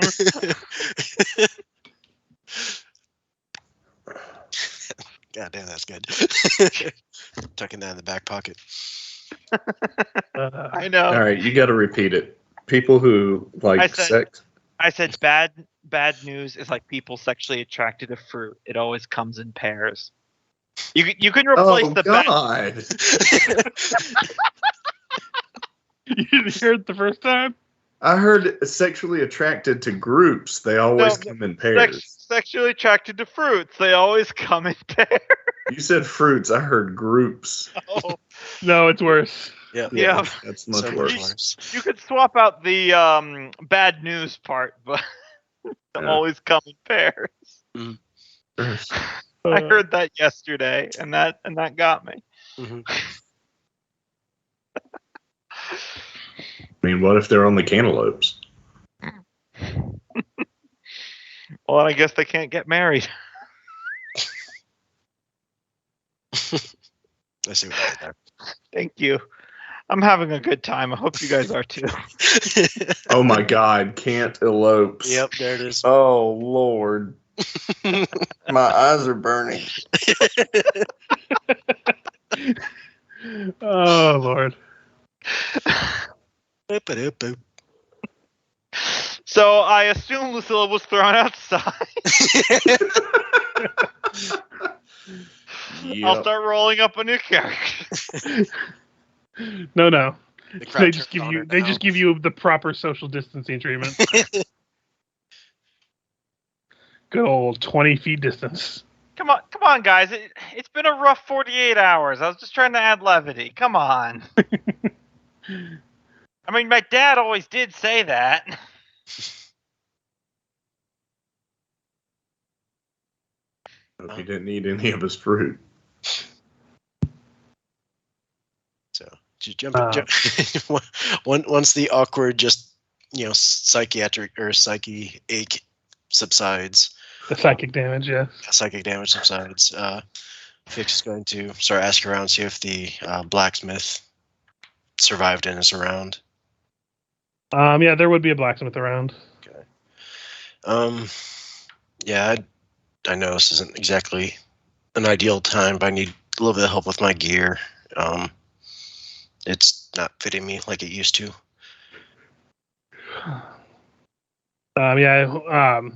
There'd be some comments when you first give it to him, like, your gear? You sure you don't mean your mama's gear? And It's just like gear. comments of the like. And points to the body. Oh. Yeah. And the blacksmith would be able to make some makeshift like adjustments. Yeah. It wouldn't look pretty, but I would say that whatever, like during the night, you guys are kind of cooped up here from the rain. It's largely just turning the buckler into a light shield, which I imagine would be pretty fitting given the size change. I'm trying to remember. I imagine it probably won't be the case now, but was it this campaign where we could transfer enchantments from one item to another through a proper vendor? Yeah. Would he be able to do that or no? He could, but it would take at least a day for him to do it. Okay. Because I would like to have agile transition to my scimitar rather than my buckler or my shield now. Yeah, if you guys would stick around the next day, he'd be able to, but he wouldn't be able to do it for the night. It depends on how long the rain lasts. Yeah. Any opposition to lingering for a day so I could get myself situated and be a little bit better? Might depend on the weather. True. Yeah. At the same time, I mean, we got two different directions to go now. There's White Willow and there's Skull Crossing now. I think the flooding of the whole town is more pressing than finding the captain at this point. True. Don't want to know why they attacked the fort, though. I mean, it could be a way of preventing people from going up and seeing what's going on with the dam. Seems like as good of a checkpoint as any. If anybody would check the dam, it'd probably be people from Fort Rennick. Suppose.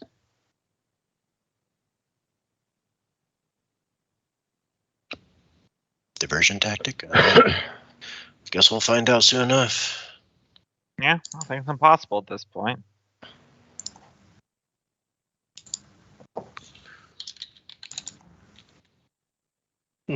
So, while you're deciding what to do, you would be able to take a night's rest if you want to do like an equivalent to a long rest to get all your spells back, any healing you wish to do. Feel free. Is anybody else injured, or is everybody else good? Your healing spirit bomb thing took care of me. Okay. I'd ask the priest if he can cast restoration. Unfortunately, he cannot. He's in game terms. He's a level 5 cleric. Let me see what I got here. Hold on. Might have something for that. Yeah, generally you're not going to find many clerics outside of like major cities that are that capable more often than not.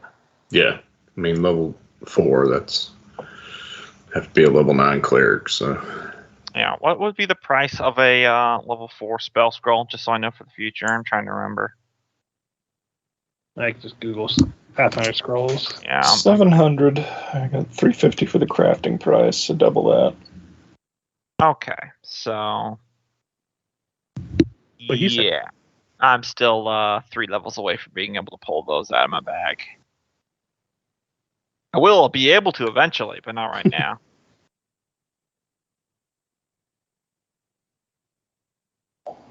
that is a nice feat. Is it just 1 feat?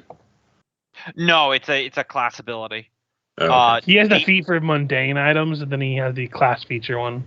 Yeah. gotcha. Well, actually, I don't have well prepared, but I could get it. But I thought you had it for another character before, though. Yes, Deep Pockets is a Pathfinder Chronicler ability that I get pretty early on in that one, and that one does let me pull potions and scrolls out of it. So it's one of the really good abilities about the Prestige class. Yeah. Do they have weapon blanch here? It's 100 gold pieces for adamantine. And doesn't it last for a couple strikes or something? It's one strike of a melee weapon, or you can. I think it was 5 pieces of ammunition. It's 10 pieces of ammunition, and it lasts. And it sits on them until they're used. If you don't, I have some. Go ahead and roll just diplomacy to see if they might, and we'll decide based on the roll if they might have it or not. Okay. Because adamantine isn't something that just everybody would have on hand. Yeah, I mean, that's a pretty good roll. Also, the place is half flooded. Yeah, that too. I would say the blacksmith, having probably grabbed his most valuable supplies, might have 1. Okay. I'd pay him double for it, for the trouble and for everything he's lost, so that'd be 200 gold. Fair enough. He's not going to argue with you.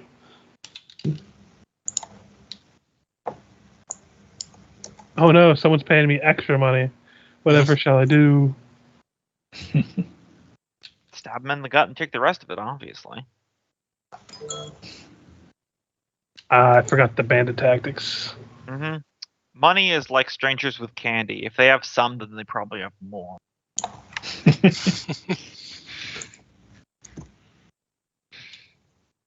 Okay. So, resting for the evening. The next morning comes, and while it is still rainy, the flooding has subsided a little bit, and while Turtleback area is still rather drenched and flooded in areas, it has receded a little bit and doesn't show signs of going back up at the moment. The rain still hasn't stopped, but it's not nearly as hard. There's not as much wind as before. But who knows how long it's going to be before the weather increases once again. I know you want to say to get situated to fix it, but I am wondering if we need to get a move on before we get another one of these episodes again. Because it's clear that something's going on. If you think that's best, I'll follow your lead. Again, I mean, it's up to everyone. I'm just voicing my opinion here. I'm just not as agile as I used to be, so I'm not as capable with the scimitar from what I could feel. Wait, out of character, have you gotten physically stronger by becoming small? No, I lost my strength and I transitioned out of Dervish Dancer, so scimitar no longer gets dex to damage. Gotcha. But if I transfer agile from the shield to the scimitar, then I'm good. Well, as I said, I leave it up to everyone. I'm just voicing my thoughts. Yeah. If you do wish to pause, I will say you guys could probably pill around during the day and set off at night, because by then it would be done. But it's up to you guys. I'd be fine waiting. I mean, we just had a hell of a fight, and it's probably really bad traveling in a flood. Plus, it's probably going to let the water subside some. Plus, it'll probably take a minute to harvest bits from the monster out there. I want to at least. I don't know. I get bad juju off of that thing.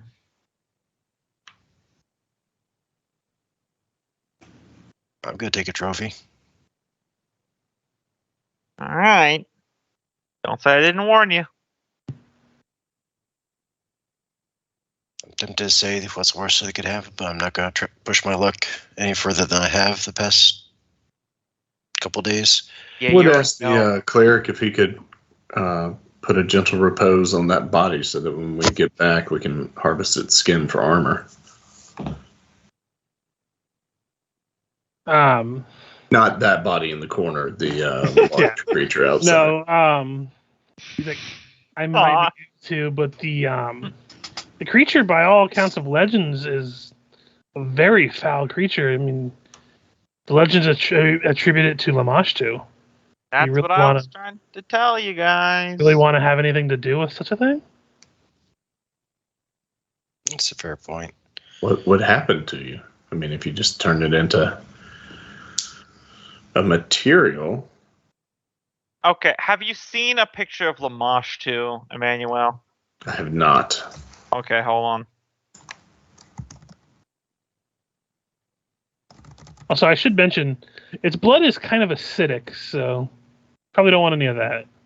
Okay, so I'm gonna put this in the Roll20 chat. Yeah. Doesn't work. Oh, it does not work? Okay, I'll try the Skype chat.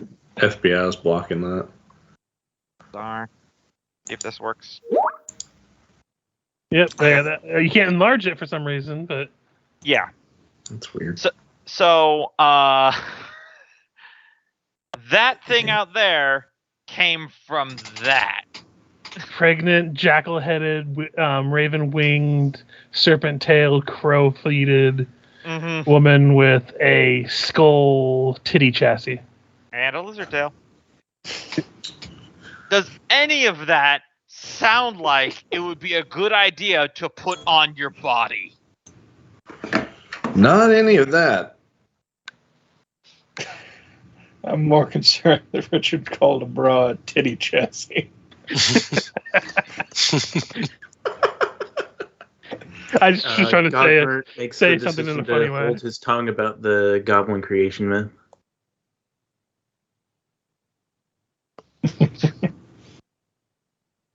Nothing to see here, folks. Move along. Yeah, well, we're not trying to wear your skin on our body, are we?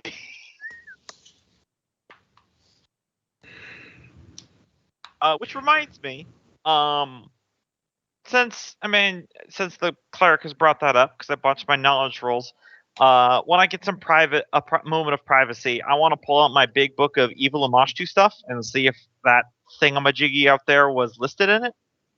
It is indeed. Aha. Is my mind melting by reading this, or am I still good? No, you get some goosebumps on you, but you're good. Anything interesting, or just all what we already know? I will let you know in 1 second. Ugh.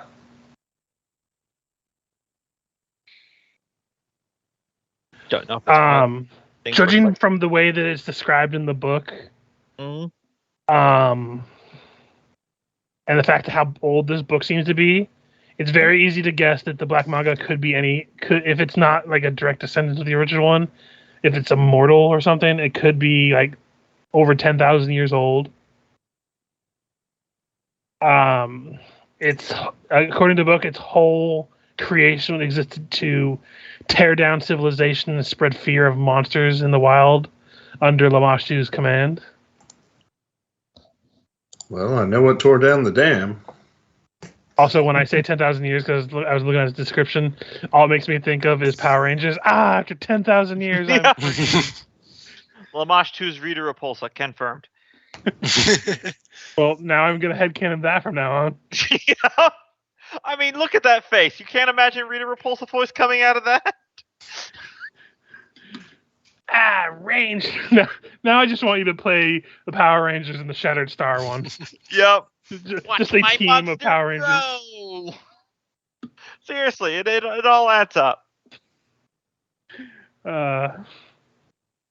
Also, that's great. Lamashtu may be scary looking, but I do like the idea of that there is an evil god that's all about, I just want something that's big and scary and eats people and just unleash that upon the world for the hell of it. That's essentially her.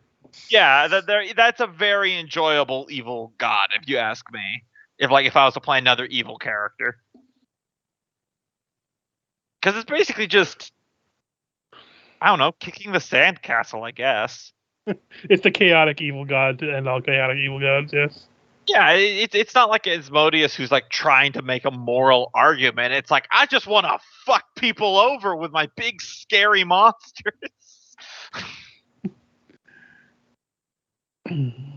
Anywho. So you're still deciding on whether to stay or go? I mean, it kind of sounds like we're waiting till nightfall. But that's what I picked up on. That's what Okay. Jinx would prefer. Unless anyone has objections, we can roll with that. Doesn't sound like it. So you wait. The blacksmith is able to go back to his house that's still pretty flooded, but he's able to get there and work with some of the tools he has to do what he needed to do for the transferring and everything. And yeah, they would be able to put the agile onto your scimitar. Perfect.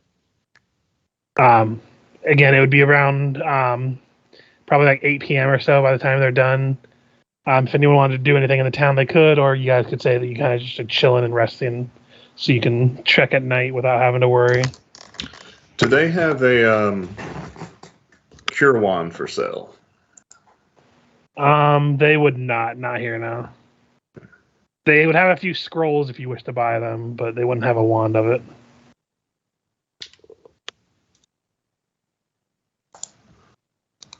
No, we'll risk it. No risk it, no biscuit. Okay, so during when it begins to the sun begins to set, you set off, making your way back up the Skull River, crossing the bridge, getting towards the point where you remember first hearing the commotion caused by the Grauls and their hillbilly-esque lifestyle.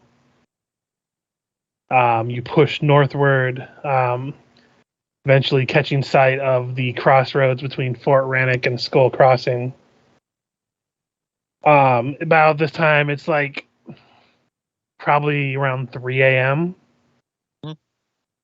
And you do hear some flapping of wings. If I could have everyone roll a perception.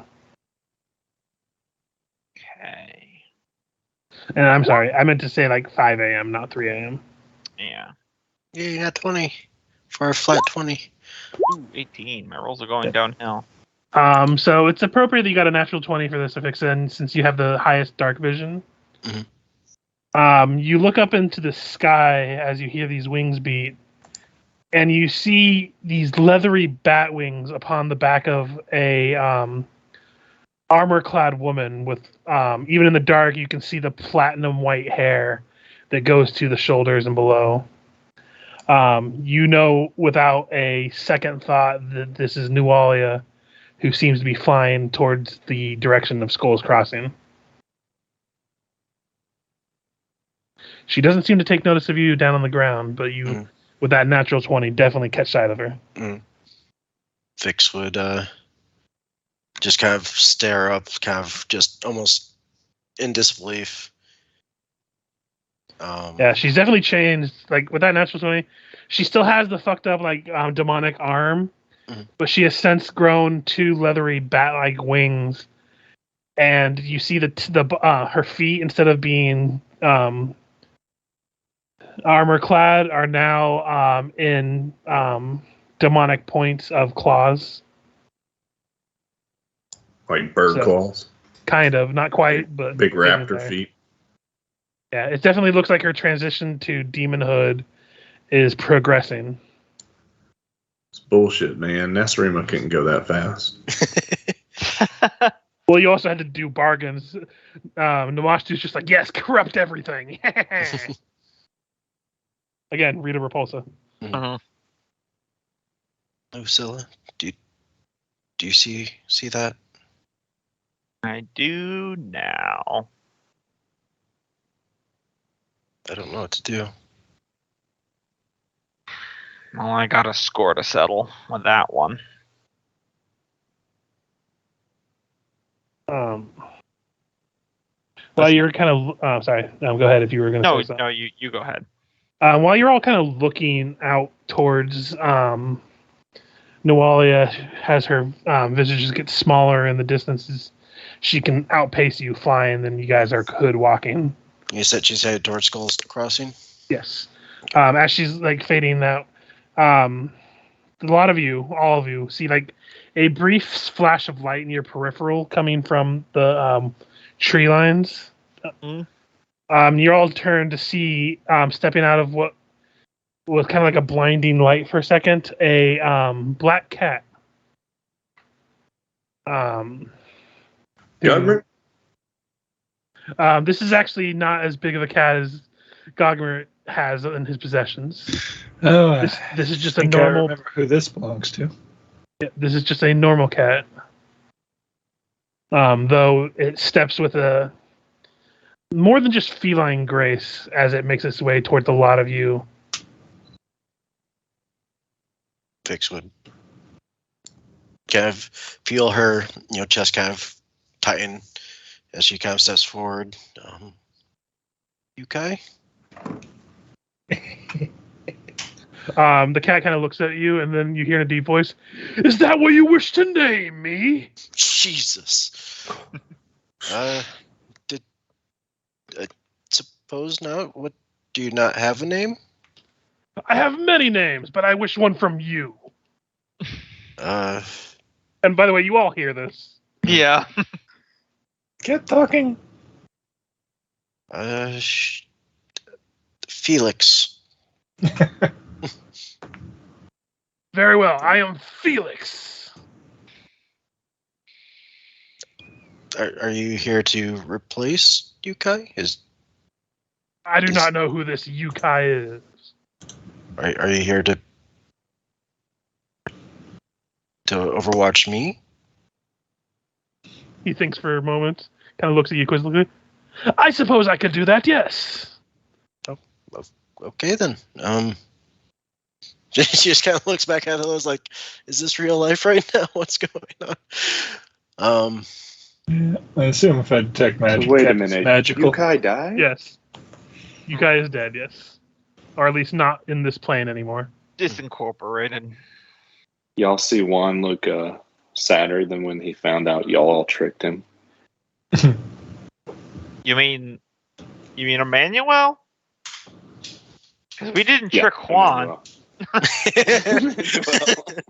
Well, Juan is still scarred. He's still. He doesn't know if he can slither back from this betrayal of trust.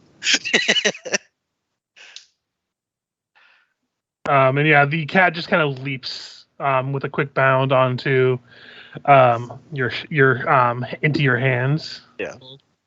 He's like, I have grown tired of walking. I wish for you to carry me. Very well. Here, you could have this shoulder. And she kind of does a whole. It just drapes itself around you like a scarf. Mhm.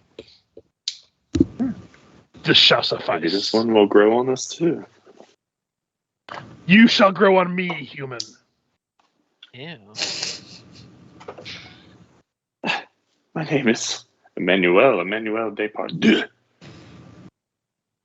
I do not wish to say such a phlegmy name.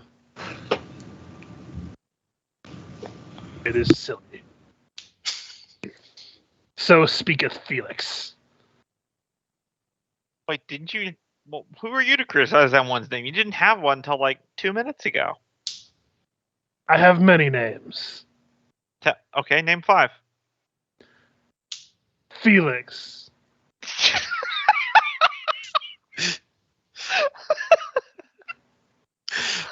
Oh, right. He doesn't say anymore. I totally forgot that I gave him a name ahead of time. I totally brain farted on that one. Hey, it's all good. He's Yeah. Felix now. Yeah. Can you not count? Counting is for lesser creatures. Right, all 20 of us.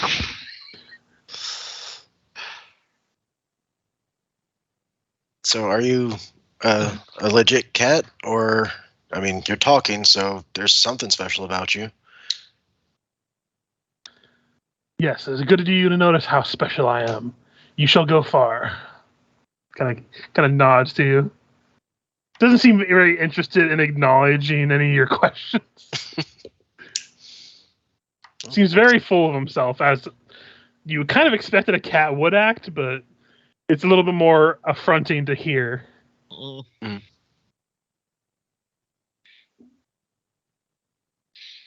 Well, You definitely get the sense that there is more to it than just a cat, though. Yeah. Well, all signs point to yeah. Hey, Felix, how many legs do you have? 2. Okay. Man, it's like an angel that doesn't know how to count. That is interesting. Unless if he actually does have only 2 legs and just has 4 in this particular form. That's true, but then that means he counted like a commoner. I do not like this little one. I prefer the phlegmy one. Just motions over to Emmanuel.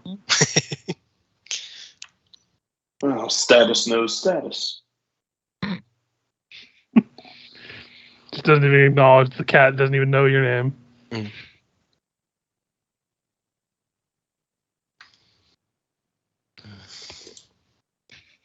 But as funny as this departure has been, you do still kind of get brought back to the attention of you did see Nawali heading north as the cat just kind of gets comfortable, kind of draped over you like a scarf, and kind of just lays there. Doesn't seem to really be prone to doing anything for you at the moment. Oh yeah, But should mechanically, I, it go does. kill Treat, her you or can't something? treat it as your familiar. Okay.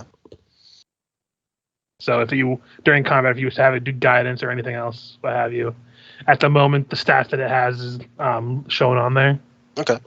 You don't know if it has another form or not at the moment, so. Okay. Sounds good. It'll be a slow burn there. I'm perfectly fine with it. Mysterious talking cat.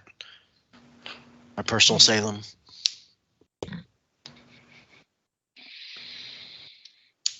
And I assume you guys are progressing. Yep. Okay. You make your way towards Skull's Crossing.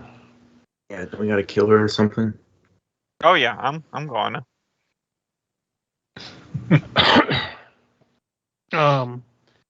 And I will bring you to another map real quick. Which one is it? While you killed Haldor and almost killed Afixa, who was trying to redeem her. So I feel like that die has already been cast.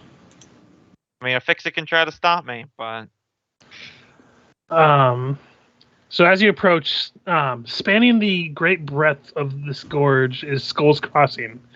The massive wall of stone holds back waters of the Storwell Deep, but only just. Thousands of skulls have been carved into the dam's face, with 5 larger ones decorating the middle length. The easternmost of these immense skulls is all but hidden by a steady flow of cascading water pouring through what appears to be a recent break in the dam. Yeah, see, there's your problem. For now, the ancient dam seems to be holding its own against the Storwell Deep, but unless these rains end soon, the recent flood looks to be but a minor precursor to a fantastic disaster. Do these... I mean, is it possible to tell from a distance and all that whether the damage that's currently on the dam is recent or just... The damage is very recent, even from Okay. the glance. Even from this distance, the edges seem too sharp and not worn from the water. Because if it was a while ago, that much water going that fast erodes pretty quickly. Rish, can you put one of your walls up there to stop the overpour? Might need to get closer, but maybe. Excellent. Not sure Richard, if it would hold. the PSIs are the problem. Richard, out of character, I'm going to cast Greater Magic Fang on Juan because it lasts 9 hours at this point. No worries. I mean, if we want to stay here a few days, I could just keep casting it and slowly raising the level of the dam, but I've only got 2 5th level slots. And you can roll me a perception, everybody, as you approach it as well. Yep.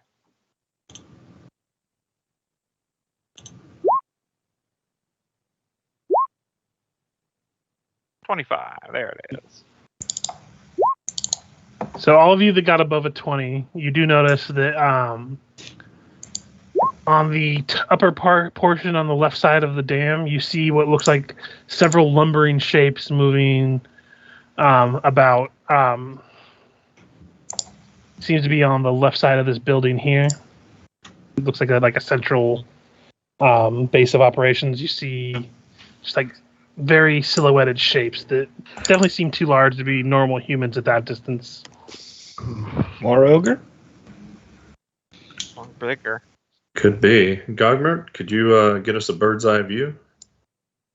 And you also see a ladder going, like a step, not a ladder, a steps climbing the side here. Yeah, I'll send Shriek over there. And you can see through the eyes of the bird, right? Yeah. Okay, so I will actually just let you see the battle map for this then, of what you can see. Battle map? I figured we'd use diplomacy. Can we get a Diplomacy map. diplomacy map? Oh no, it's the magic missile one again. Well, Nualia's there.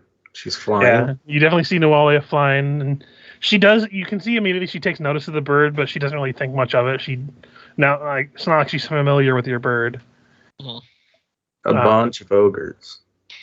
Yeah, you do see like a hodgepodge of ogres, as well as a familiar bossy wizard that had tried to exert her authority over Gogmert a few times back in Thistletop.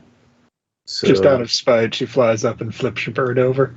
1, 2, 3, 4, 5 ogres. All pretty much standing in front of the wizard and Nualia up in the air.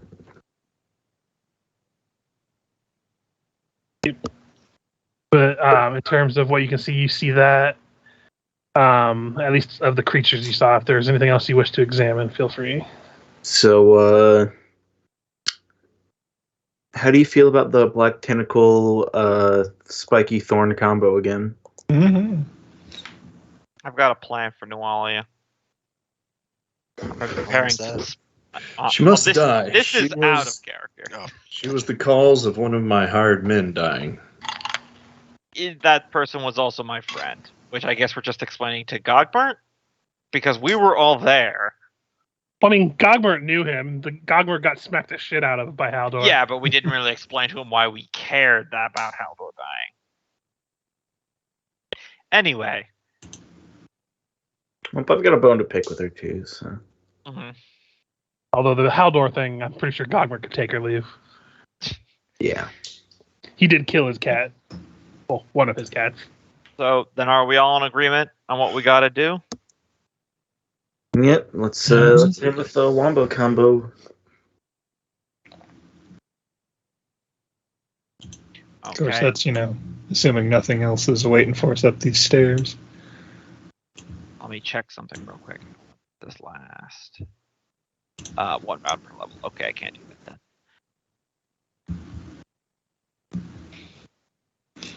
Well, check your kit.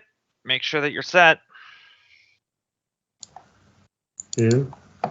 If we're gonna straight up approach, let us know so we can buff up.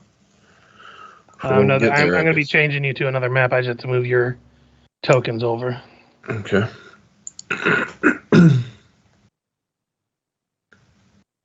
But I guess we'll try and sneak up the stairwell or stairway. So give me 1 second. Try Sorry. and stay out of sight. I keep forgetting to organize your guys' tokens before sessions.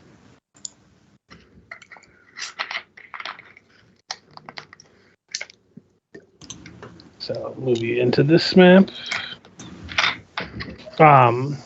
So as you approach, a 7-foot wide winding stairway of stone climbs the cliff face here, reaching heights of over 200 feet before ending at a cave mouth above. You see hundreds of stakes line the edges of the stairway, marked with decorations of skulls, some animal, some humanoid, all marked with strange shaped runes on the brow. Does anyone's climb check or climb roll? Does anyone have less than 6 on their climb? Is what I'm saying. I've got -1. I mean, I've got 5, but that's extremely. So if light. anyone has less than 6, they're going to need to make 10 climb checks. Okay. Can I put the little ones on top of Juan? If you wish, yeah. Yep. It's pretty tough ride, but if you two want to climb on top. Oh yeah, that reminds me. Did we ever do the level drains for Juan and yeah. those of us who had wisdom damage? The wisdom damage will come back 1 per day, so you're all back to wisdom. Yep, okay. That's what I thought. But yeah, go ahead and roll me a will save for Juan. Yeah, that's Okay. not See if those are permanent or not. Anybody have anything that can boost a will save? No, not from this. My inspiration. What's can. that level 0 spell? Guidance. Yeah, I don't have that. The cat does technically. Give me a sec. Let me see what auras I have going. Because I don't think help action would be relevant in this case. Yeah. No, it'd be like a care kind of action, so it would take longer. Let's see, the surprise and a charm ability. Or fear based ability, so my auras will do nothing. Is it something that a medicine or a heal check could potentially? No, it's a magical effect. It's a negative energy effect. All right. The cat plus would one be able from to guidance? Yeah, if the cat would give guidance, I'm pretty sure if it's a fixed act. Yeah. Oh yeah, that's right. The cat can. Yep. He's like, oh yes, everyone needs Felix's guidance. Oh, let me see if I have a animal focus that affects will. Meanwhile, I'm using spider climb because I have 0 in climb. Well, yeah. Then with the with some of them on Juan's back, I think a lot of people will be able to make it otherwise. Then. Wow, I'm surprised that I've got higher climb than a lot of people. Because I know I took a trait that let me use my dex instead of my strength for climb because I saw this coming. I mean, I have spider climb. Yeah, that's what I'm saying. I'm just surprised that my character of all people, was decent. Mm-hmm. All right, I'll switch her to the good. That gives a +1 to saves against evil outsiders. Would that work? Not for this, no. Okay. You only have to get a 22. Nothing else super. Oh, good lord. Well, that's why I got Juan improved Iron Will. Let's go big money. So +1 to this. Yep. I rolled a. Wow. That's not going to do it. Okay. Well, so that energy drain is on there permanently until you get restoration cast on the dang thing. Oh, yeah, I forget. Permanent is such a bad misnomer for that. It's permanent in that it won't go away. You can't make rolls the next day to get rid of it anymore. Yeah. It's just stuck on them until you can get it removed. Is it the same thing with permanent negative levels? Well, that's what it is. It's negative levels. Okay, yeah. I was just wondering, because I was reading some abilities for other builds and stuff. I got rattling around my head, and they're like, oh, but once you do this, you take a permanent negative level. I'm like, yeah, so permanent negative levels means you have to actually cast to get them removed. Gotcha. Or other such features. But you're not. They don't go away with a successful save. Understood. I did have a spell that could have helped, but I didn't prepare it. Bestow Grace, I added my charisma modifier. Probably would have made a difference if a +5. With that roll, it wouldn't. Not unless your charisma's a 10. No. I might have let you roll that back, but with that roll, I don't think it would have mattered anyway. Yeah. So let's sweat that. I mean, I rolled a 3. What you gonna do? Yeah.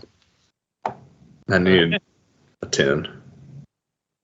So I think with the Fixa and I think it was Lucilla on top of Juan, you'd be able to climb this without too much issue then, without having to make 10 plus checks, then possibly fall over 100 feet.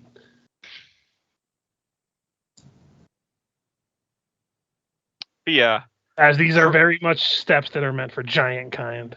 Yeah. Despite what the map looks like, because I don't think they just had things that would look great with that big of spaces. Mm-hmm. Yeah, Also, we've got no vision, or at least I don't. On this map. I can see. It's just we're over in the corner. Hold on. I think I didn't have it enabled for daylight mode. Oh no, it's daylight mode. Try moving your token once. Well, I'm just not seeing Rish in the group. Oh, Rich is in the group. That would That probably would make also- sense. That might explain a thing or two. Mm-hmm. I forgot about the poor lizard wizard. Mm-hmm. These are dweezers. You know what? With that many animals and stuff, can you blame me? Right. Always, Richard. Always. You keep trying to kill him, but Fix Damn it, keeps they stepping just in the keep- way. they just keep sticking around. Lucilla, come on up. Don't worry, he doesn't bite. Yeah, I'm aware now. I mean, he does bite, just not them. Yeah, I it's been like sorry. 3 months. He won't bite you right now at this moment.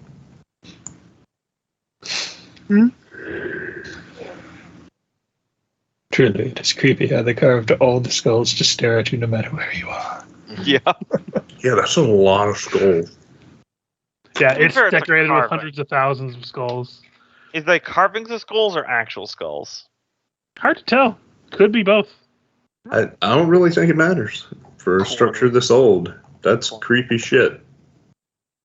You do know Thassalon had a penchant for having decorations of skulls on everything.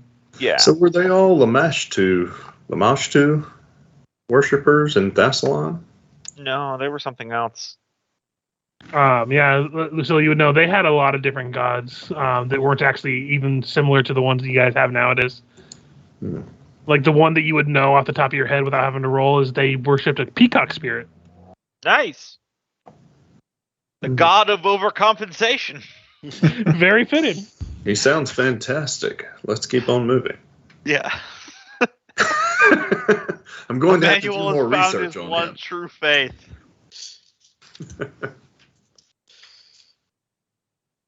So yeah, you're free to move as you wish. Well, let's head for the cave entrance then.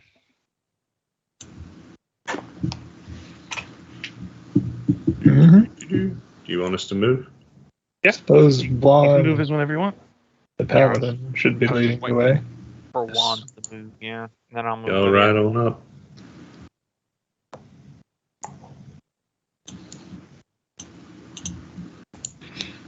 Can Juan squeeze through there?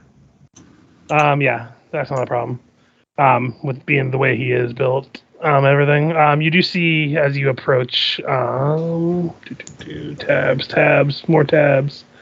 This little short passageway in this cave leads to a 15-foot high ledge to access the cave beyond, which will again take a climb check.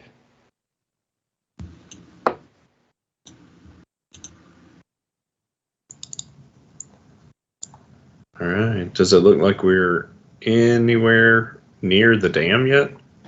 It does not. Okay. Yeah, I mean, aside from it being literally up that way. There we go. Lucilla, do you want to hop down and Yep. do your thing? I'll check for traps. 31. Excuse me, sorry. You do not detect any traps, though. You're fairly certain you hear some noise of movement in the cave above the lip. All right. Frost dagger and whip out. Signal for everyone that there's something up ahead.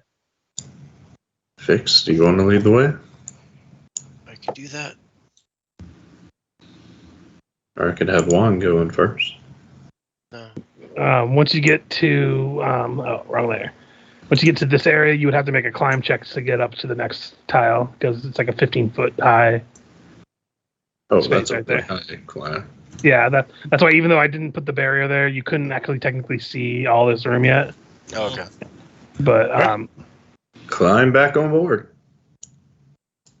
I mean, you said it's just like a gate there, right? So no, it's like a sheer drop of 15 feet. Oh, okay, from the okay. top. Well, 15-foot wall that would keep our light bulb changer stuck down here permanently.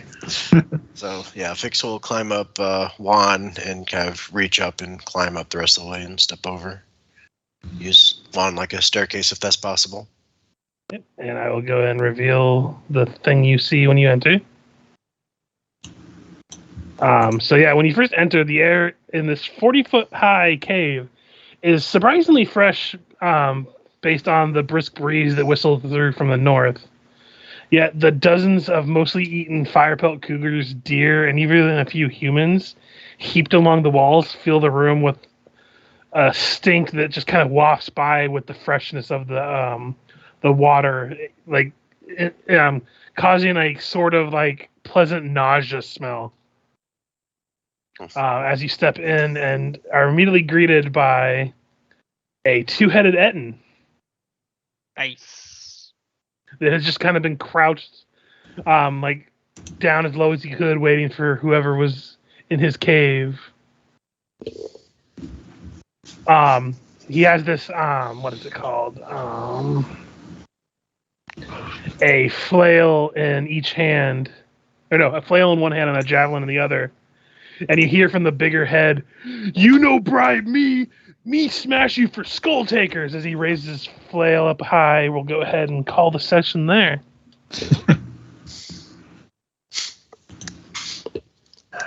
You gotta convince him that we need to be slow smoked. And then when the sun comes up, he'll turn to stone and we're good. Or we just kill him. By the way, you guys are 3 out of 5 for leveling up.